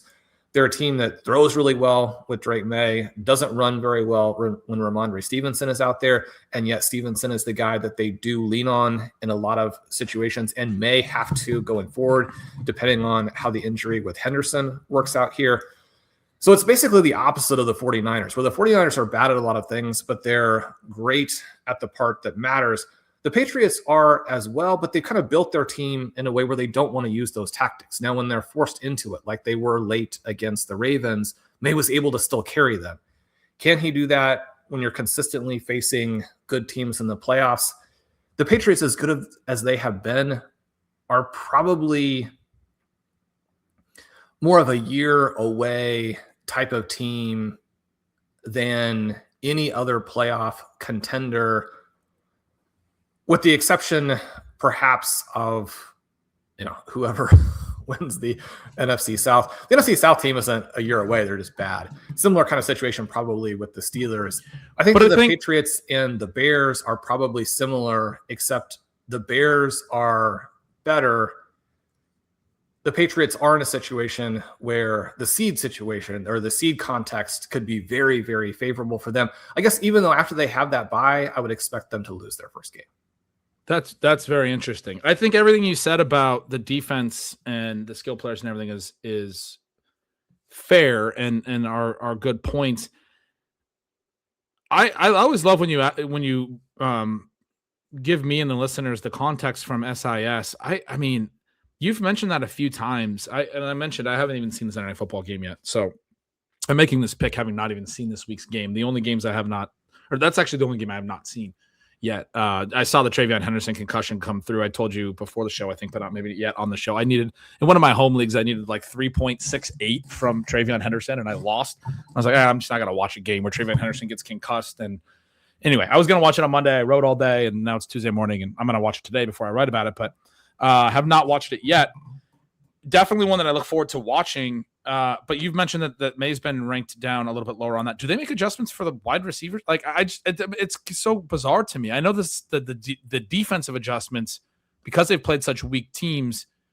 He has nobody. Like you're admitting it as well as you talk through it. And I'm not trying to say that I know better than them, because they're watching it with a way more of a fine-tooth comb than I am, and charting every single thing. He's missed some throws at times. He's had some games where he like uncharacteristically fell apart in the second half. Like he looked good early and then looked bad late. I'm trying to think back though of like how he could be that low with some of the big time throws about what the Patriots are doing is that they are. I mean, this is a guy having a generational.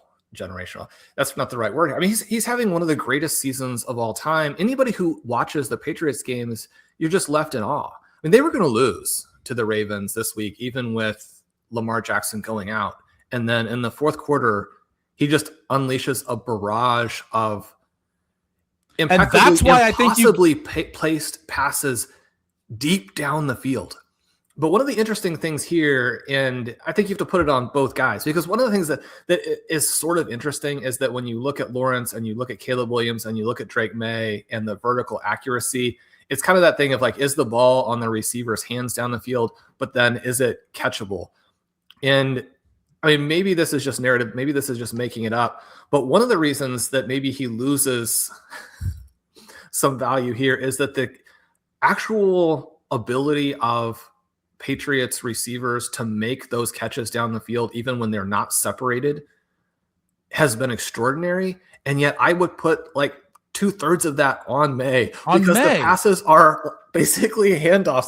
They're so catchable. Right. And then his guys have gone up and caught them.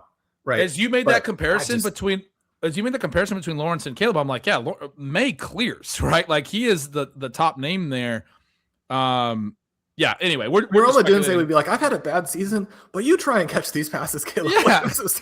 They're super hard and not always like super on target, and it's tough to be making these stretching plays that are, you know, too high velocity for what they really need to be in those things. But exactly what you just said about what he was able to turn on against the Ravens late. You said they're maybe a year early. 2025 is a postseason where a team that's maybe a year early could still arrive a year early is what I'm saying. Drake I like the playoff teams this year. If he can do what he did against the Ravens that you're talking about, he unleashes a barrage of perfectly thrown passes. He's got the mobility. He's got the playmaking. I like the playoff teams as well, but I do think that you're going to have some really competitive games. And if you have that guy, it can cure some ills late in games.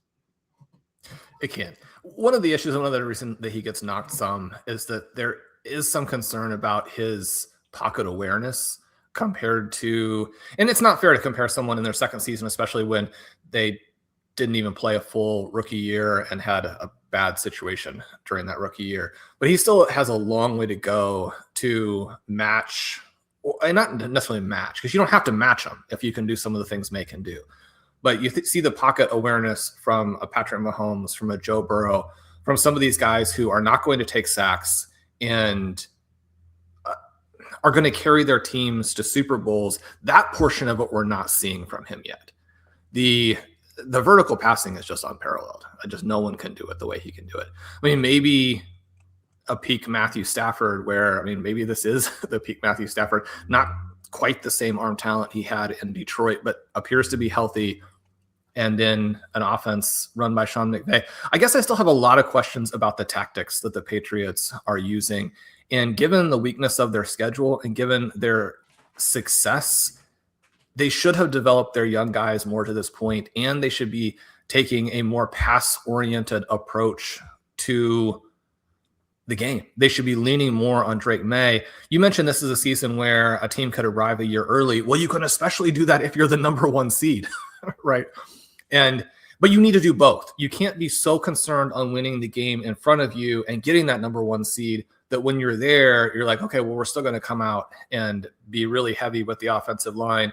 We're going to have Mac Hollins out there on every play. We're going to hand the ball to Ramondre Stevenson. And then we're going to put Drake May in all of these difficult situations where the pass rush is on him, and he's got to either figure out how to not take a sack, or he's got to throw like the best ball you've ever seen 50 yards down the field to a guy who has the defensive back in his jersey. That's one of the things he's dealing with is that guys don't get open. Right? So you're telling me that you don't like my pick because they play Mac Hollins every single play? Like, that's not a team that can win the Super Bowl. That's our number one wide receiver. It's an issue. No, it's an issue. But hey, their division opponent that I'd like to play because they also have a really great quarterback, but don't have as good of a playoff path. I think they would love to have Mac Hollins back with the wide receivers that those guys have. Who are you taking? So we get here.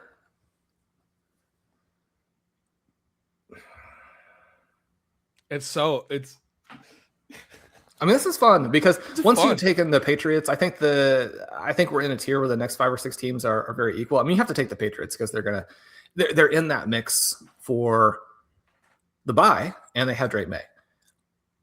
The other team that is in the mix for the bye and maybe is the ultimate team of destiny, I'm gonna go ahead and do it and take the Chicago Bears. Shawn, that was, I would have taken the Bears. I don't know if I would have taken them over the Patriots, but I would have taken them over the Bills and the Eagles, who are two of these teams that they're 20-1 in odds. They're way down there. They're the 12th team in odds.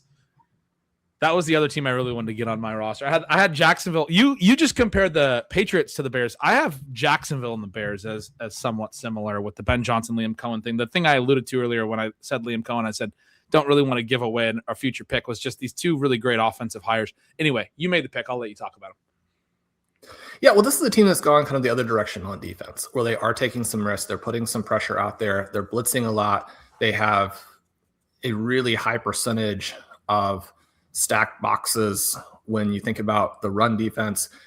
Despite that, they give up a lot of yards before contact, which is not what you're hoping to do with those types of designs, but their yards after contact numbers are good. They also don't face a lot of rushing plays, which you could argue is problematic. You're not trying to incentivize the opposing team to throw the ball, but their pass defensive numbers of late have jumped back up. They're better now than they were early in the season. They do not allow a lot of separation. There's been some element there where a few of their secondary guys have gotten a bit healthier. And then you have this mix where you could argue that the Bears are good at the wrong things, and yet good at the wrong things with Ben Johnson as the person who gets to trigger everything, gets to make the calls, gets to run what you're doing from the first play to the last play, gets to make all of these fourth down decisions, the 2-point decisions, gets to draw up the plays for all of the highest leverage moments in the game. Ben, the Bears have been extraordinarily lucky this season. And yet there is undoubtedly an element of making your own luck, and then making your own luck in a way where you can then benefit from that later in the year. We've seen a lot more movement with the Bears, I think, than a team like the Patriots. Now, part of that is simply that it's because Drake May arrived in 2025 fully formed as a superstar, and Caleb Williams did not. But you think about the way that they've been able to mount a rushing attack that controls games in the way that defense will allow you to do now in 2025, that you're able to do it with DeAndre Swift, that you're able to do it with Kyle Monangai. We know both of these players have big weaknesses. DeAndre Swift is basically a yards before contact player who is like intermittently good even at that, right? But with what the Bears have done schematically with some of the offensive line additions they made in the offseason, and then with the threat that Caleb Williams with the vertical passing and the mobility gives you, he seems like he's at the second level like every single play. Like, what are these guys doing? Like, don't worry about Caleb Williams. Just tackle DeAndre Swift. He's a mediocre running back, and yet he puts up all these numbers. Kyle Monangai is a freight train, doesn't have a ton of ability to go side to side, and isn't like blazingly fast either. But very few backs hit the hole as hard as Monangai does, and then his contact balance is extraordinary. I mean, this is how he generated those really good points above average per attempt numbers in 2023, right? A couple seasons ago in college. These guys look great. They have probably the best rushing offense in all of football, despite how ludicrous that seemed with who their backs were coming into the year. They haven't built the running game in the same way we're talking about, where they have these elite explosive backs. And then off of that, you have a passing offense where they attack vertically, and where Caleb Williams, despite all of the flaws, is like the guy in the NFL right now, where it's not pocket awareness exactly, but once the pressure is on him, he gets out there and scrambles around, has incredible evasion numbers, doesn't take the sacks. He's this unique mobile QB who, instead of ending up with elevated sack numbers because of that mobility and because of wanting to keep plays alive, basically still no sacks. And so you can be really bad as a passer, which frankly is what he's been, and still make some of that work if you have that element along with Ben Johnson. And then you have this defense that, along with what I talked about, how they're getting a little bit better, a playmaking defense. Right now, some of that we know is going to be fluky, and you certainly wouldn't want to count on that working against other playoff teams in the playoffs, that you're going to create these turnovers and the game is going to swing your direction, or that you can be bad through 3 quarters and you're going to somehow magically win in the fourth. But as the Bears get better every week, and as they have Ben Johnson, who, I mean, as you mentioned at the start, if we were doing a coaching draft right now, you would have like 4 guys. You would have the 5 guys, right? McDonald, McVay, Shanahan, Cohen, and Johnson, just so gapped from everybody else that when you have a pick in this range for a team that still has that outside shot at the 1 seed, you got to go with them. Team of destiny, maybe that. And I don't even think it's that outside of a shot. ESPN has it at 12%. I think that's, obviously their percentages have some team strength elements to it. I think the Bears are good enough to potentially go in and beat the Niners next week. That's obviously what has to happen. But if they do that, then you got to still have the Niners beating the Seahawks. But because they play the Niners directly, they, in some ways, they don't control their own destiny entirely. They have to have the Niners beat the Seahawks in week 18 but they're the team that would be the one that, it's not that. Anyway, there's this weird path of you need the Niners to lose one game and win the other, but you can directly influence that by beating the Niners is sort of the point that I'm trying to make multiple times for reasons that are unclear. But if they go and they win their final 2 games, if they win in San Francisco and then beat Detroit at home, that's the only other thing they need is the Niners to beat Seattle at home. And they're the 1 seed. They're not just, playing a home game in the first round. They're very likely, or not very likely, but they are currently expected or sitting in a spot to be the 2 seed. They have a very high probability of hosting that second round game, which would be pretty huge. Now, if they're the 2 seed, they have to host probably the Eagles, which is pretty tricky. I think getting that 1 seed. But you could do this without having to play an NFC West team until the conference championship game. Yeah, which is what you're getting, which would be gigantic. Which would be huge, yes, and that could work either way. If they got the 1 seed or the 2 seed, it could work either way. And that's sort of what I'm getting at here. But I think their path is better than the sort of the 12% of the 1 seed implies. And this really just flipped because they beat the Packers obviously this week, but they are very likely now to win the NFC North a year after the other 3 NFC North teams had 11 wins. That was the best division in football last year. They were 5-12. And Ben Johnson has them going from 5-12, leapfrogging 3 really good football teams that have had some of their own issues. Obviously, the Vikings maybe not quite on that level this year, but the Packers and Lions still good football teams this year, leapfrogging them, very likely to win the division at this point unless they lose both of their final 2 games and the Packers win both of their final 2 games. And Caleb, to your point, has not been an amazing passer or any of those things. See it very similar as Trevor Lawrence. That's why I was comparing them and the Jaguars sort of in my mind. You have the Ben Johnson element. You have the new offensive mind has elevated the quarterback. I think it's, different scheme learning and development is non-linear. It's not going to be the same for every single player.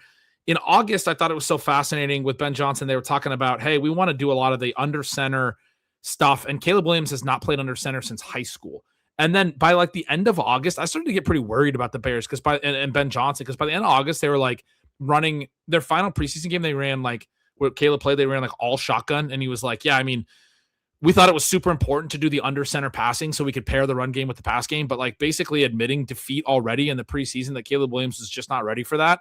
And yet they've continued to work at it and they've gotten there over time throughout the season. Like you have to build it, right? And you have to learn these things and things take time. Caleb Williams not perfect by any means. A lot of the things he does very well do elevate within the context of, hey, Ben Johnson's already putting you in good spots, but like the athleticism, the extended plays, the ability to throw on the run, the ability to scramble, he's bringing things athletically. And then he does still have a ton of arm talent. You see at the end of this game in the wind to throw that 4th down pass off platform with a free rusher in his face into the back corner and drop it in with some touch. We talk so much about how he throws too hard sometimes. And a lot of these young quarterbacks, it's JJ McCarthy's issue. They throw way too hard on plays they don't need to. Really great touch pass on 4th down to get that final touchdown, force OT. And then obviously in OT, they decided to take a shot play on a 1st down from midfield, and he throws an absolute dime right on DJ Moore. The ability to like that ceiling, that arm talent, in addition to the mobility, like you were talking about at quarterback with the play calling, is very similar to what I think we're seeing in Jacksonville, where Lawrence can add stuff as well. And you have Liam Cohen with you on the back. But as you said, the big difference between those two teams is the defense. I mean, the Bears defense is not on the same level as Jacksonville's, but these are the two teams I think when I was looking at it coming into this, I was like, I want to get Jacksonville and the Bears on my team. You go ahead and snipe the Bears well ahead of where their current odds are. But when you were talking about exploitable stuff, it's fascinating that we both see the Jags and the Bears as fun ones, because those are the two that we both took higher than their current odds. For the listeners of Stealing Videos, you want to go out, throw a little change on some futures bets. Those would be, we're never trying to give overly betting advice, bet responsibly, et cetera. Those would be, I think, the two ones that I think are the most exploitable here.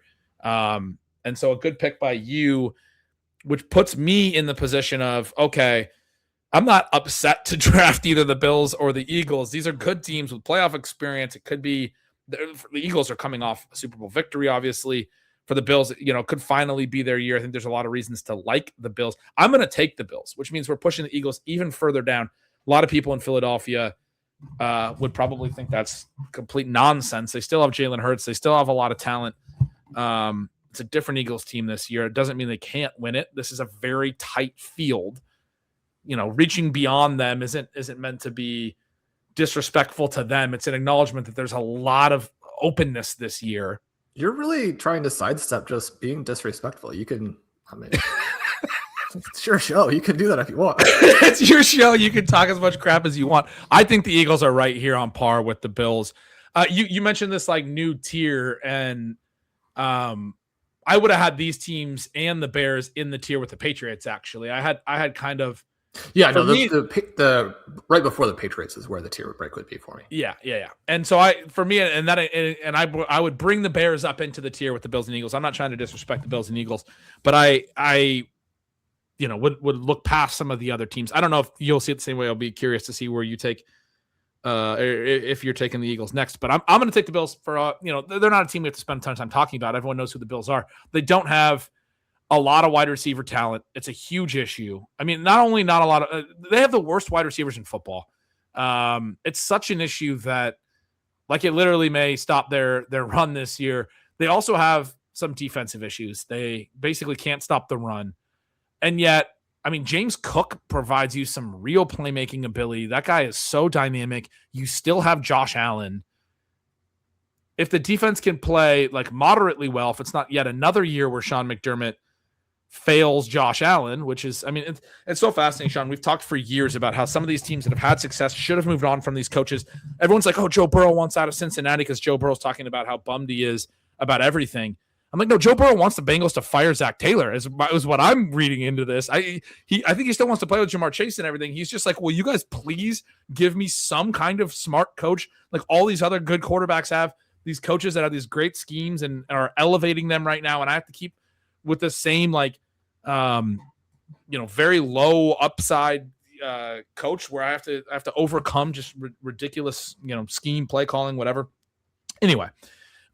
We've had that. We've been calling for Zach Taylor and Sean McDermott's heads for a few years, for a variety of reasons. But as long as the defense can play to a certain level, I think the Bills.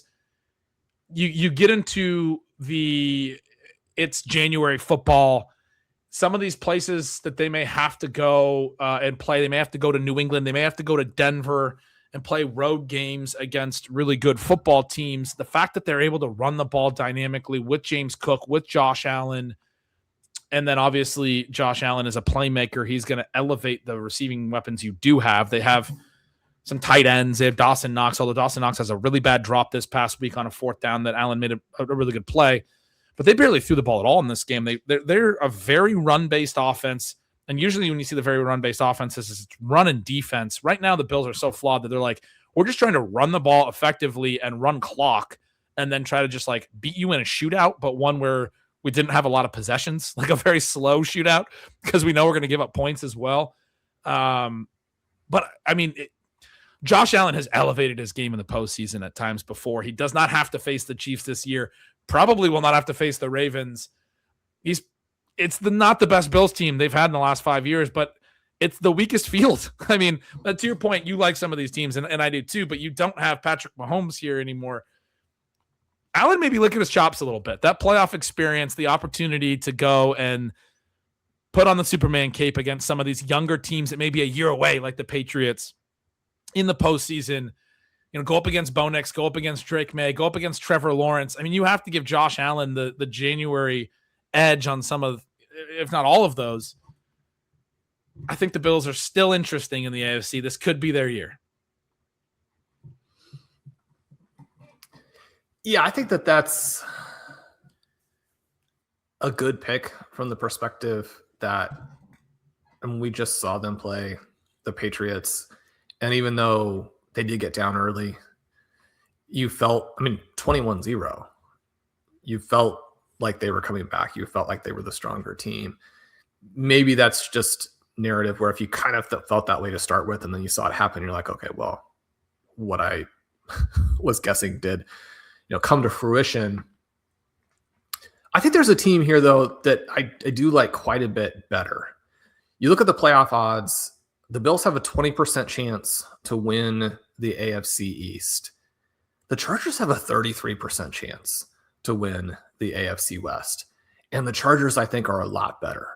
And they're a more well-rounded team. They have a much better defense. They have a much better head coach.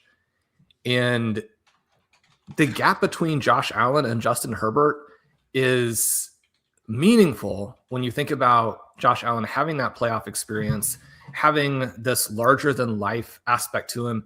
That Herbert, even with some of these games that we've seen from him, I think everybody still remembers the game against the Raiders a handful of years ago where he made like 7 fourth-and-long passes consecutively. That was the greatest string of passes in NFL history. His numbers in the end of regulation and in overtime. Oh, that was a crazy game. So I've been kind of ruling out the Chargers because of these injuries to Slater and Alt. And they've had injuries on the offensive line beyond that. The very straightforward cascade effects are that Justin Herbert is getting sacked at an extremely high rate, and that's going to kill a lot of your drives.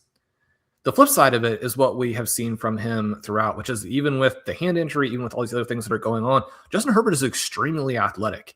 And I think especially when you have a team like this that is a true Super Bowl contender, we could get even more of that. I mean, think about what Patrick Mahomes tends to do in the postseason, and then what he started to do during the regular season this year when it became obvious that the team was bad and that they were probably going to miss the playoffs. I mean, Patrick Mahomes was basically in postseason mode right from the beginning this year as a rusher. Herbert had a play just this last week where he breaks out for like a 40-yard run when you're thinking he may run for a 70-yard touchdown here. I mean, Justin Herbert's combination of arm strength and overall physicality, athleticism is top 5. He's had some of these seasons in the past. He doesn't have the blocking right now, but Ben, I would propose that not only do the Chargers appear to have a much better coaching staff than the Bills, but their top 5 wide receivers are clearly better than anybody the Patriots have. When you think about how hot of a start Keenan Allen got off to, he's basically been pushed out by the young guys coming through. You think about what Ladd McConkey did last year. We discussed him on a pod recently. You think about Quentin Johnston and how hot of a start he had. He's had a few injuries and that kind of thing. He had the sensational catch this last week, and you can see his size athleticism profile causing a lot of trouble. You talk about Trey Harris and how good he's going to be. We had a KLS sighting in week 15. Lambert Smith is able to stretch the defense vertically. They have Aronde Gadsden as a young tight end who, again, with all the options, has dropped way back down in terms of target volume in the last month, but certainly someone you have to account for as a defensive team.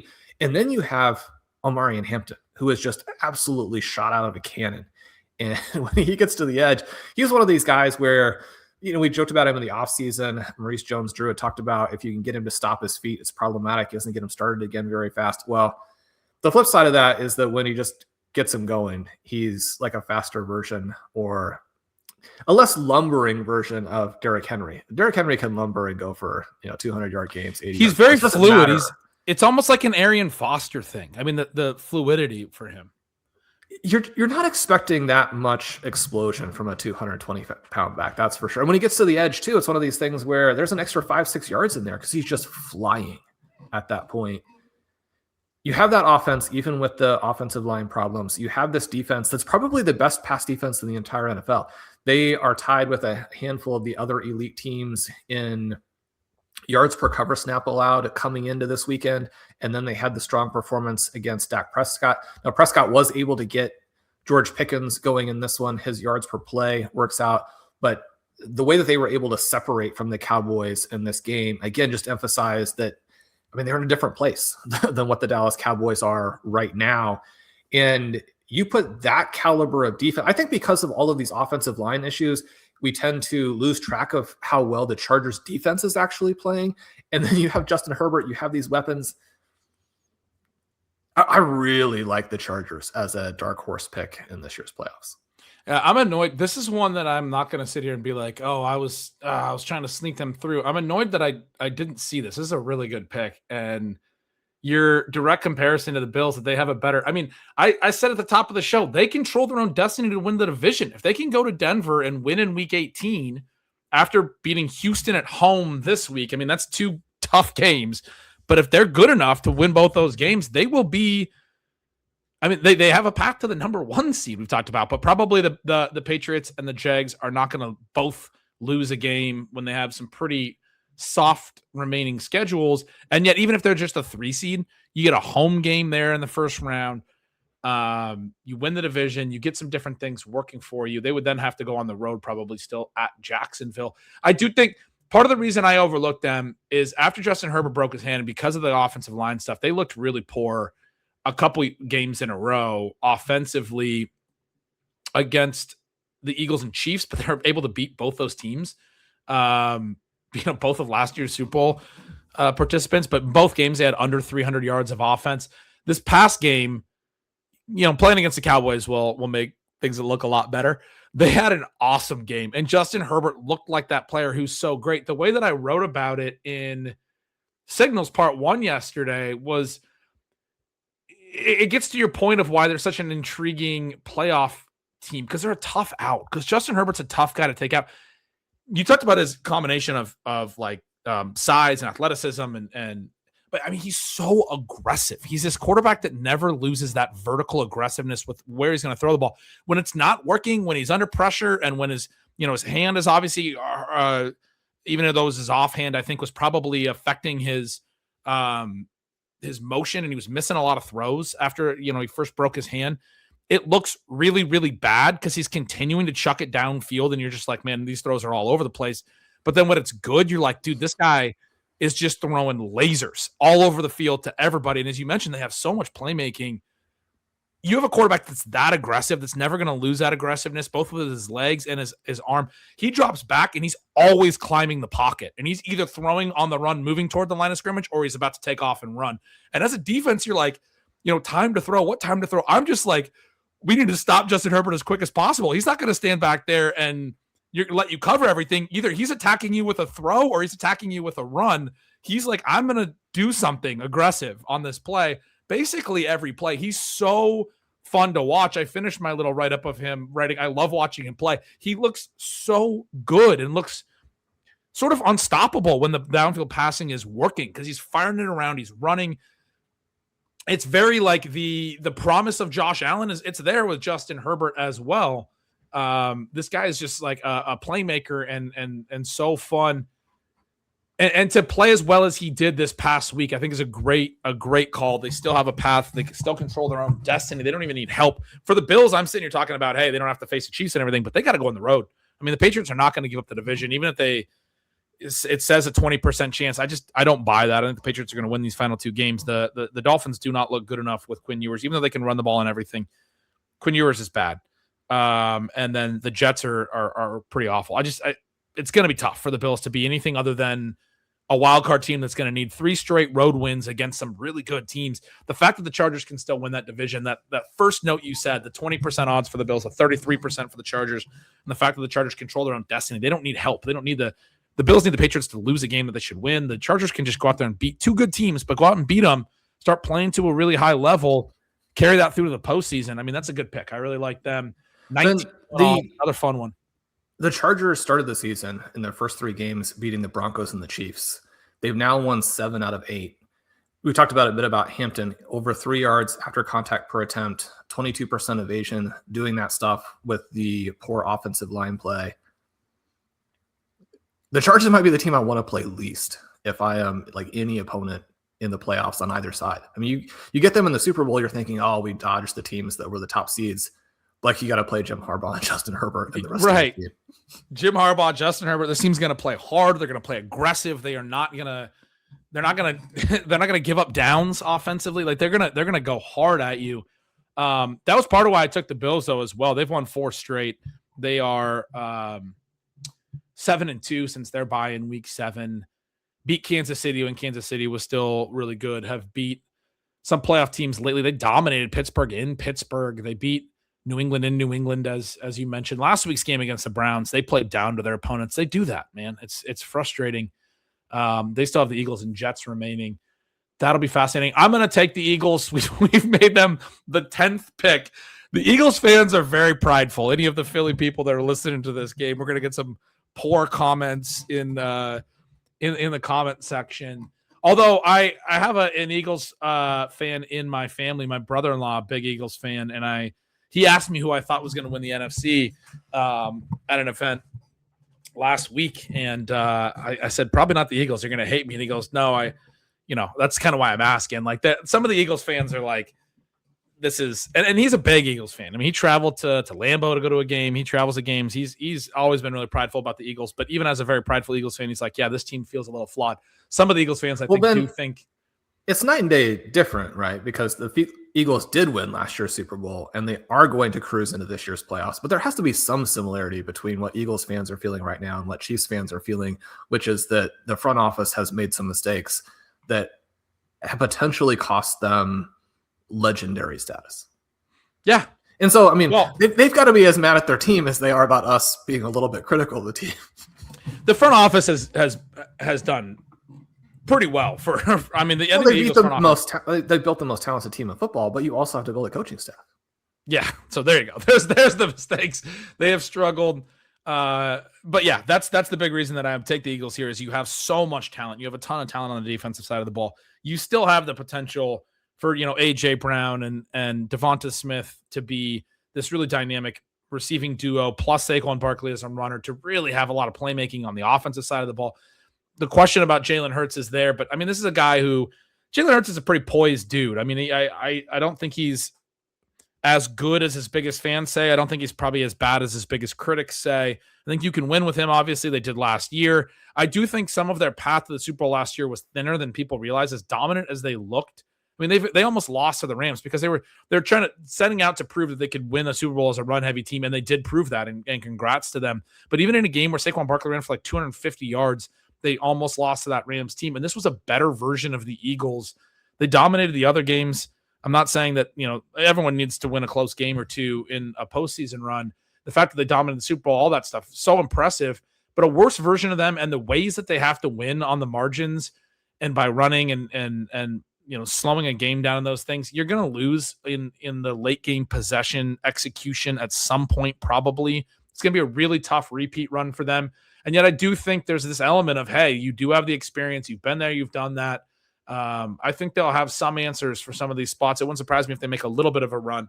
I do think ultimately they're probably not the best team because of some of the stuff, of ways that they're coached, the ways that they call games, when they call runs, their play sequencing is very questionable. Maybe some of that you can fix and hit at the right time. I'm a little bit doubtful. I do think inspired coaching is going to be a huge part of who actually wins in the 2025 postseason.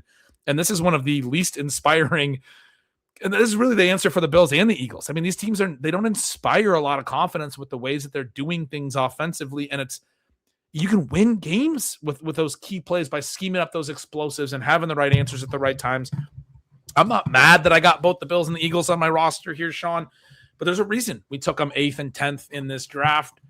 And we're taking some less proven teams higher in a wide open field this year. Some of these things that, the experience, and they've been there and they've done it before. It does feel like it's not going to be as big of an answer. That's been the truth in the regular season, right? It hasn't been enough for the Chiefs in a lot of big games at times. Hasn't been enough for the Ravens. Hasn't been enough for the Lions. Maybe it'll be enough for the Bills and the Eagles, but they've had weaker regular seasons than you'd expect. The reason that the regular season has been such a turnover this year is these scheme things and the little edges that help you win. You got to have those types of answers. Not sure that these two teams do, and I do think we're going to see turnover in the postseason as well. New teams, new dynasties starting, what have you. But yeah, I still don't mind taking the team that has been there and done that and shown that ability to win those tough games when you get into those late game situations, that they stay in tight games. Maybe they'll have the answers.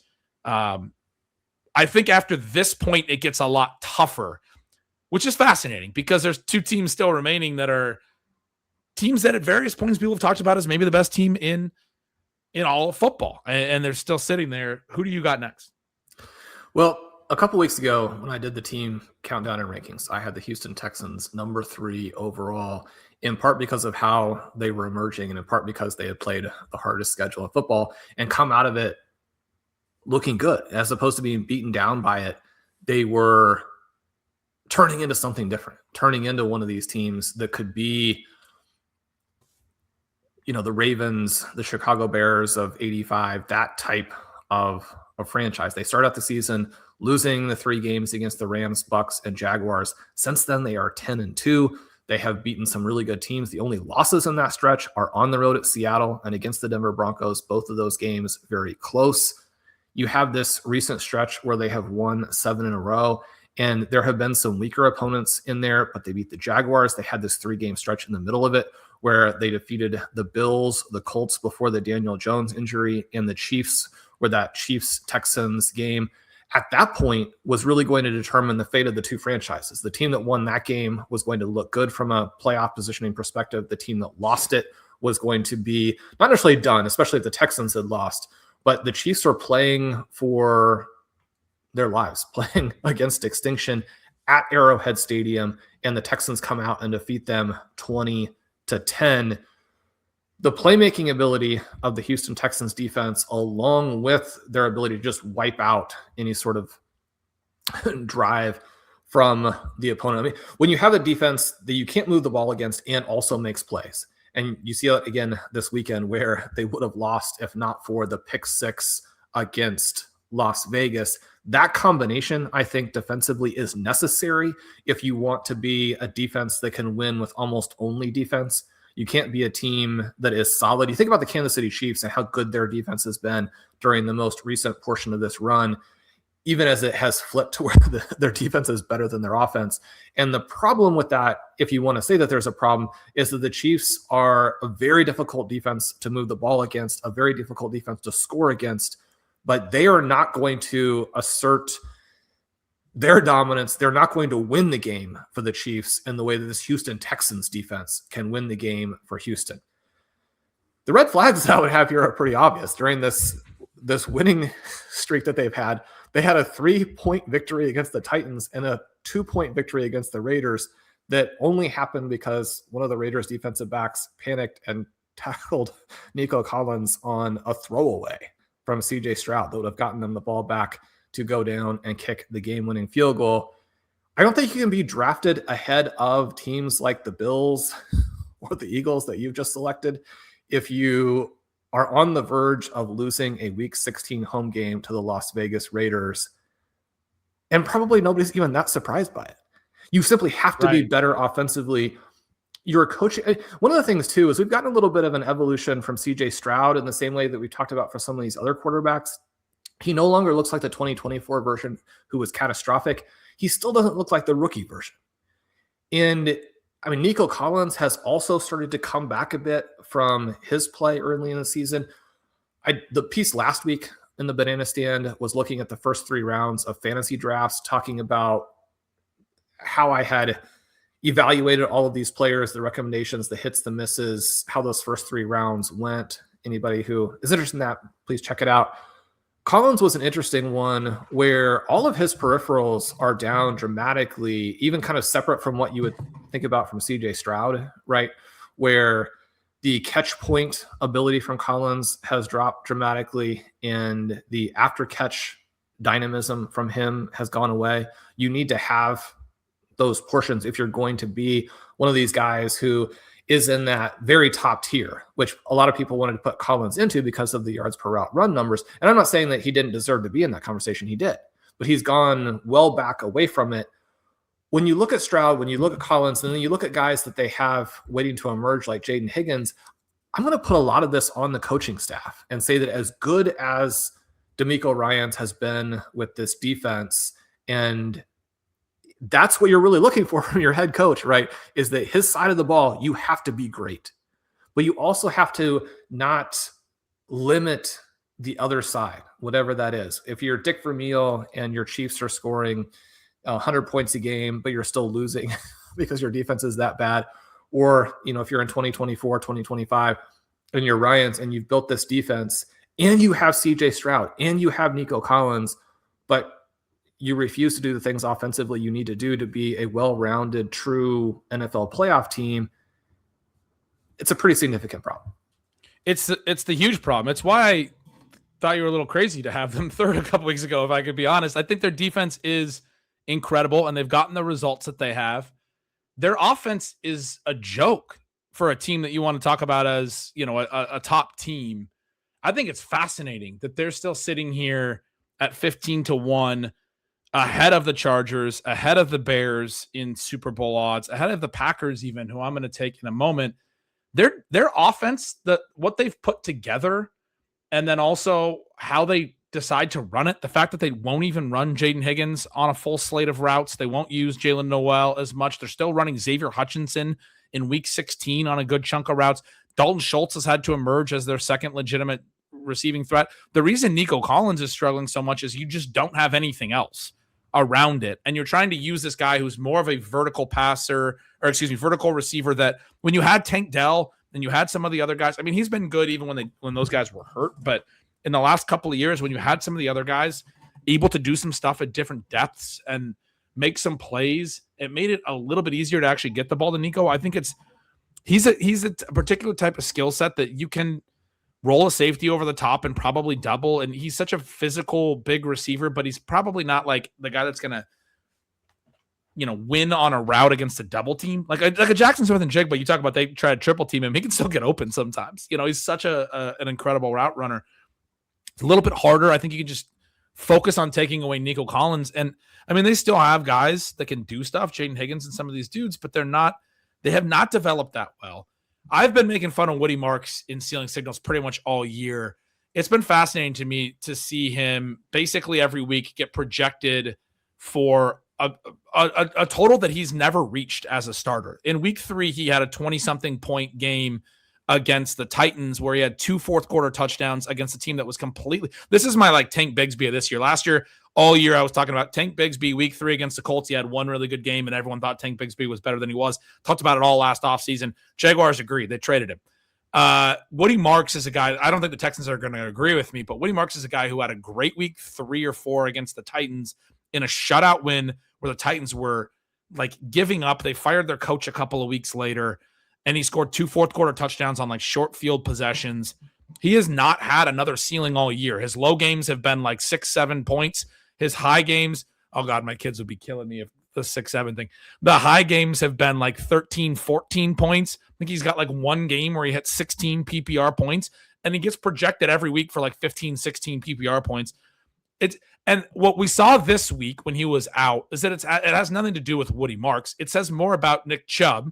They started Nick Chubb, and then they played Jawar Jordan basically the whole game. They kept Agumbawale in that long down and distance role, and they just played Jordan in the Marks role because they don't have a running back. We were just talking about how you need a dynamic running back in this NFL. Woody Marks, we've talked about the whole year, and we've kind of made fun of it. He caught a lot of passes in college. He's a good pass protector, whatever. He has nothing in his profile from a rushing perspective from college, and he's not shown it at the NFL level. Even his big plays, people who can point to stuff in the stats, this is one where I'll just say, go watch the game. He caught a screen and was wide open early this year and had a 50-yard catch and run that literally any running back could have done. Nick Chubb could have done. There was a bust. Nobody guarded the running back on the play. He's had some decent runs that mostly have been really well blocked. He's just gotten yards that are there. This is not a long-term NFL player, and this is the guy that they're giving all their work to because they don't have anyone else. They don't have playmakers offensively. They basically don't have a great offensive line either. They got rid of their best lineman in the offseason and didn't really address that. And I don't know necessarily how well their offensive line metrics look right now, but this is not an offense that can win enough playoff games. I don't care how good their defense is. I know the defenses win championships and all that stuff, and maybe I'll be proven wrong. That's why they've gotten results in the regular season. But to me, this offense is such a joke that it's what makes this a fraudulent team. It's why, to your point, it didn't seem that weird that the Raiders went into Houston and probably almost should have won that game. Anyway, I think D'Amico Ryans has done a great job with the defense. Houston fans want you to know the Patriots actually did lose to the Raiders. The Patriots did lose to the Raiders way back in week 1. That is a fair point. I'm taking the Packers, even though they lost Michael Parsons. We have let them sit out there quite a long time for a team that, I mean, it sucks. It's for the second straight year you have the Packers looking really good, looking like maybe the best team in the league for a stretch in the regular season, and then not necessarily being exciting as they go into the postseason for one reason or another. Last year, I remember they were a 7 seed, and you're like, they're probably not going to do anything great. Coming off the year prior where they won as a 7 seed or whatever, they're just like permanently the 7 seed, it seems. They won a game, though, against Dallas in Dallas 2 years ago, and then went to San Francisco, again, I think against the number 1 seed 49ers, and basically should have won that game as well. Ended up losing it. Some late stuff. Jordan Love, I know, had some turnovers in the second half of that game. 49ers got a little bit fortunate. Then last year, they looked like a 7 seed that wasn't quite as live, really. They just didn't look as interesting going into the postseason. I don't think they look that bad this year, but losing Micah Parsons, obviously pretty tricky. This is a defense that has also lost other pieces at times. It's not as, since like last season's version, it's not as dynamic. But, I mean, Jordan Love has looked good at times. They run the ball too much. I don't necessarily love the way that they coach and build everything off the run and then throw a limited basis. It's part of why I've always had some skepticism about Love. I know you've always been a big fan of his. I know a lot of the advanced metrics really like Love. I think there's an element of that, volume is efficiency thing where the fact that they protect him with such a run-heavy game plan at all times, and then he's throwing off of that at all times, it's not the same thing as Sam Darnold. It's a lesser version of that.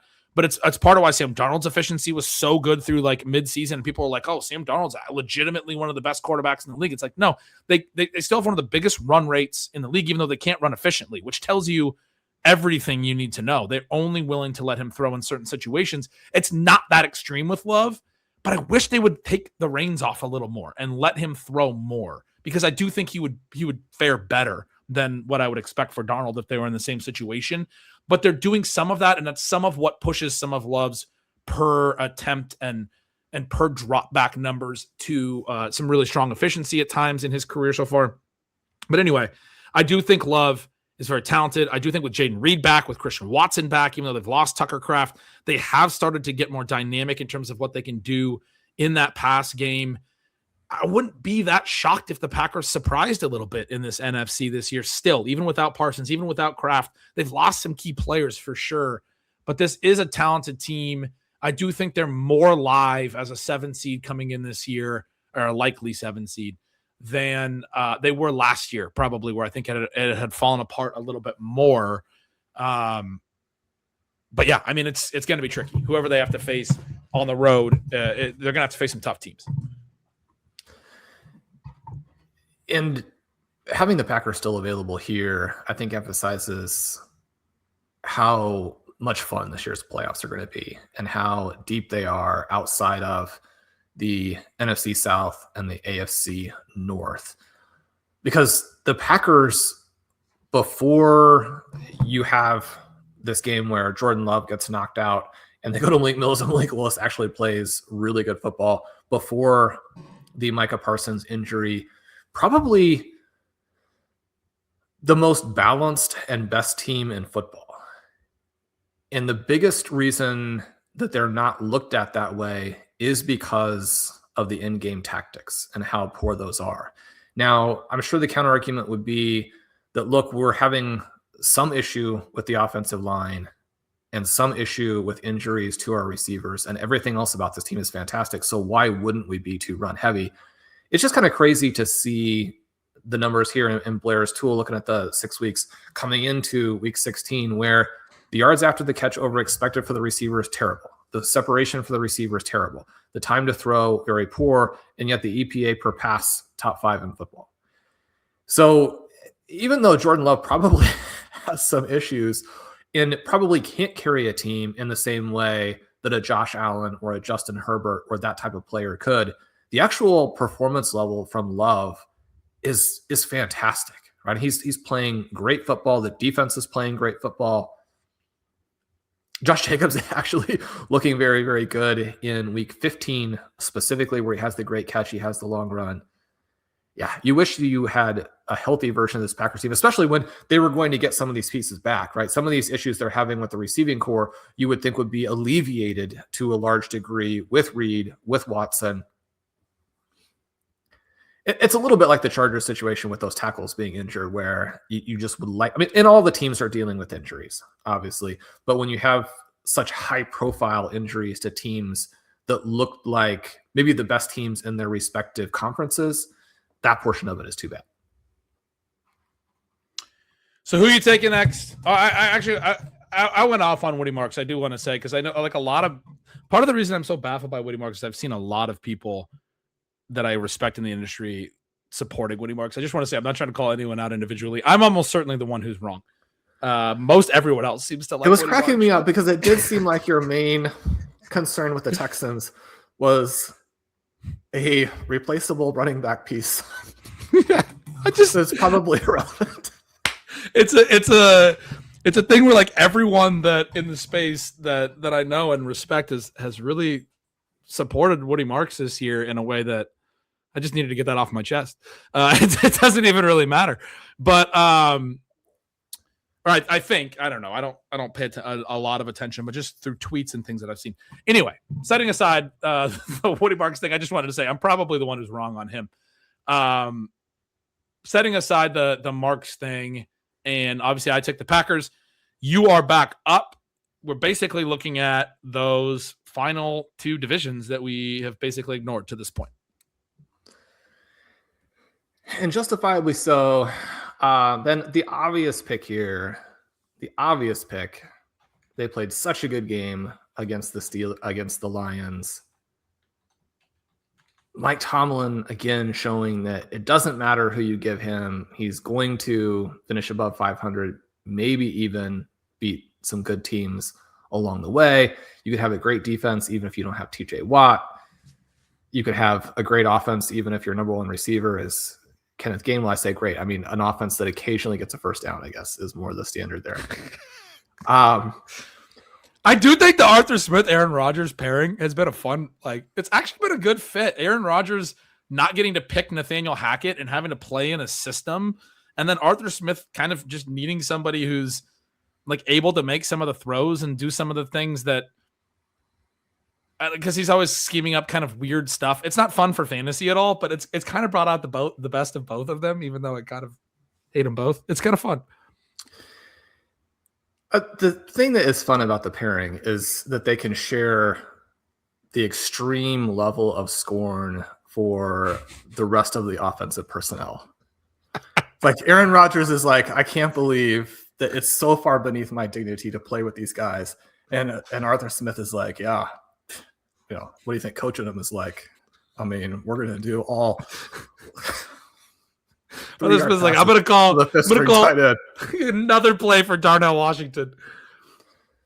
But I can't be pulled in that direction. Do you remember when they only get to live I once. knew you were doing picking. this. I've already put the other team on your. I knew you're like the obvious pick is the Steelers, but do you remember when they traded for Jonnu Smith? Do you remember that guy? He had like a 50-yard run last week. I think that was the play. Like that week 16 50-yard run, nail in the Lions' coffin.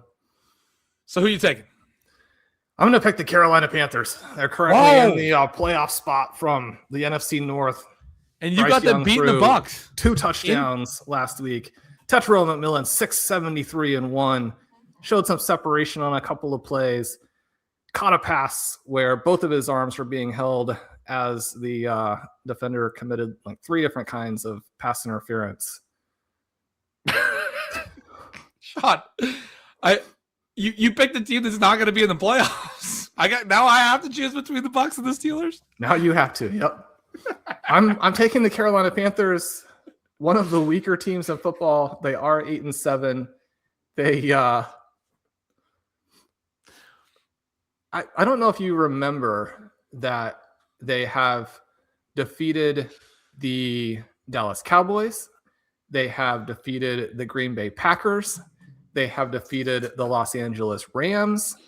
The Los Angeles Rams and Green Bay Packers are both teams that are in on the NFC side. They will call a game plan that includes 70 runs. Their opponent will respond by saying, as long as we don't make a mistake, we're going to beat the Carolina Panthers. We are also going to have 70 runs. The game is going to be 10-10 at the end. The Panthers kick the field goal to win. They do that as many times as necessary to win the Super Bowl. Every team underappreciates them. Every team underestimates what Bryce Young can do if you only run the ball against them. I'm going to use my final pick on the Panthers. It's a hilarious protest pick. I had the team that I had already written on under your list was the Buccaneers. Because they've gotten healthier. They have Mike Evans now. They've got Godwin back. They got Jalen McMillan back. They're using him. Got Bucky Irving back. They played an absurd game to play down to the Panthers and lose this week. And still's not going to matter because they get the Panthers at home in week 18. As long as they win that one, they will make the postseason. As long as also the only reason they wouldn't is if they did lose in Miami and the Panthers beat Seattle in week 17, which is possible. But assume Seattle goes and wins in Carolina. It doesn't even matter if the Bucs win in week 17, then it just all comes down to week 18. But you are saying the Panthers are going to win that rematch and beat the Bucs for the second time in 3 weeks in 2 weeks when they play them here in week 18.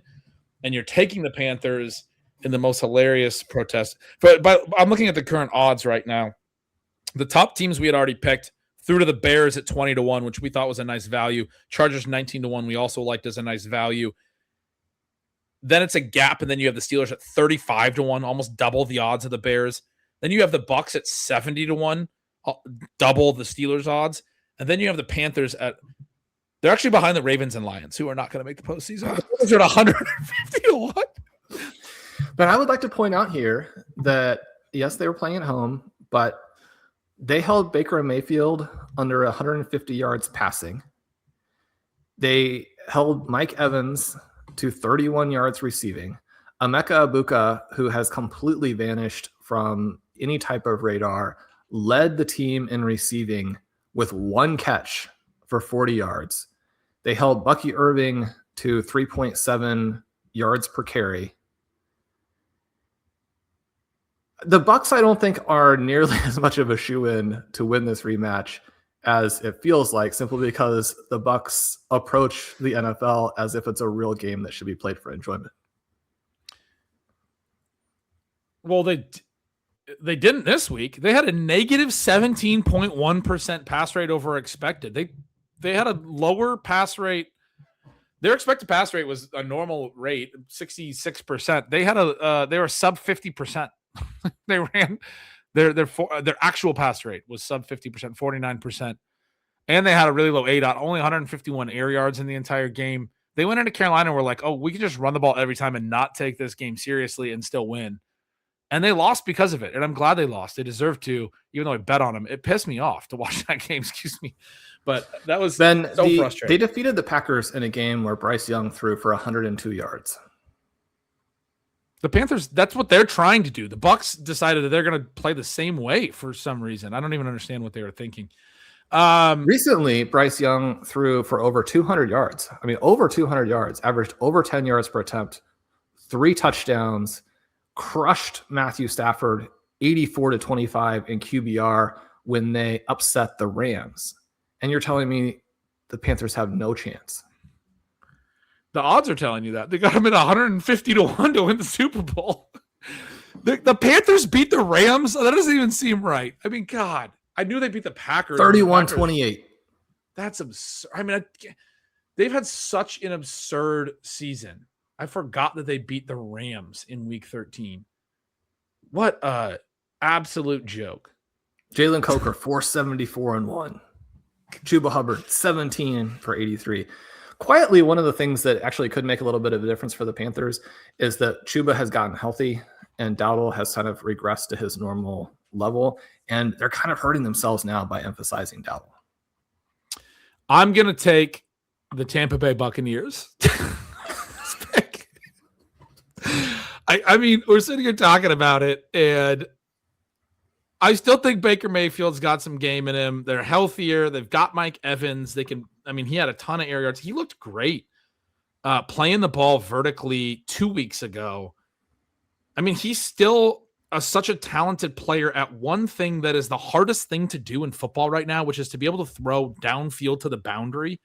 And if you leave Mike Evans one-on-one on the boundary, he's going to win every 50-50 ball over any cornerback. And so if you have that in your offense, even though he's as old as he is, you can work off of that. You have the other guys. I mean, Egbuka, like you said, has completely disappeared, and Godwin has not really done much since he came back. But if those guys can at least contribute off of Evans Bucky Irving, the talent that he has, they have a good offensive line still. I mean, this is a team that offensively, it's as wide open as it is. The Bucs could make noise. The Steelers are not making noise. There's no way they're coming out of the NFC or the AFC. I refuse to buy that. So back-to-back protest picks from the perspective of the Tampa Bay Buccaneers have won one of their last 7 games, and it was a 2017 home victory over the Arizona Cardinals. You're lying. You made that stat up. No, 2017 over the Arizona Cardinals, their only victory in the last 7. Getting healthier is only one part of many things that the Tampa Bay Buccaneers have to do better. Okay. But they're only bad. They lost to the Patriots by 5. They lost to the Saints by 4. They lost to the Falcons by 1. They lost to the Panthers by 3. Okay, those are really bad teams. They lost to 3 weeks in a row, but they're all one-score games. They're bad losses at the Bills, at the Rams. They lost both by double digits. They got crushed by the Rams. Yeah, they're not a good football team, but they've only gotten healthier at the tail end of that. They were not healthy at the beginning of that. The fact that they've lost to the Saints, Falcons, and Panthers 3 weeks in a row is absurd. It's one of the absurdities of this season that they're still going to win the NFC South and go to the postseason despite just a putrid display down the stretch, as you noted. 1-6 since their bye week. And perhaps the most embarrassing game in that entire stretch was the 2017 victory over the Cardinals. I want to keep emphasizing that. At any rate, that's the end of it. The teams that we selected, we each selected 7 teams. You picked the Broncos, Rams, 49ers, Bears, Chargers, Texans, Panthers, Broncos, Chargers, Texans in the AFC, Rams, 49ers, Bears, and Panthers. Well, 3 of those teams are going to be in the field in the NFC. I selected the Seahawks, Jags, Patriots, Bills, Eagles, Packers, Bucks. I got the Jags, Patriots, and Bills in the AFC. The AFC is going to be fun. Your AFC teams are fun. My AFC teams are fun. Seahawks, Eagles, Packers, and Bucks are my NFC teams. I think we had a really fun draft here. We both have really fun rosters. I'm excited to see who ends up actually having the teams that do better. I definitely don't feel like you definitely beat me, and I definitely don't feel like I definitely beat you. I think we both have strong claim here. I'm annoyed that you got the Bears. That's the one that I want back. You started with the Broncos and the Rams, 2 of the first 3 picks. We didn't do a snake draft. You had the first pick in every round. I did. I used that advantage to full effect by selecting the Buccaneers. That's the last one. That's right. The Panthers. The Panthers. Right. So the Steelers. Even then, it sounds weird to say. The Steelers, if they go on, Pittsburgh fans, if your team goes on to win the Super Bowl, we are going to look like the biggest idiots as we drafted 14 teams and will not have even selected the team that won the Super Bowl. They look likely to be in the field. They are not on a roster. Any final thoughts? Well, Ben, I was just going to say, as you started the show, we want to conclude by saying Merry Christmas to everyone. Enjoy all of the different holiday festivities and all of the different traditions. We're not 100% sure what the next week's schedule will be, but certainly Happy New Year as well. If you're listening to this in between or we don't post another show before that time period. Also, one of the things that was so fun about this, and we'll probably have shows about it later on. It's one of our favorite contests to get involved in, but just a reminder that you can play in the FFPC postseason playoff challenge. The $200 entry level gets you access to a $500,000 grand prize. It's kind of fun to not have to get that many things right to win $500,000. Obviously, you've got to get the key things right.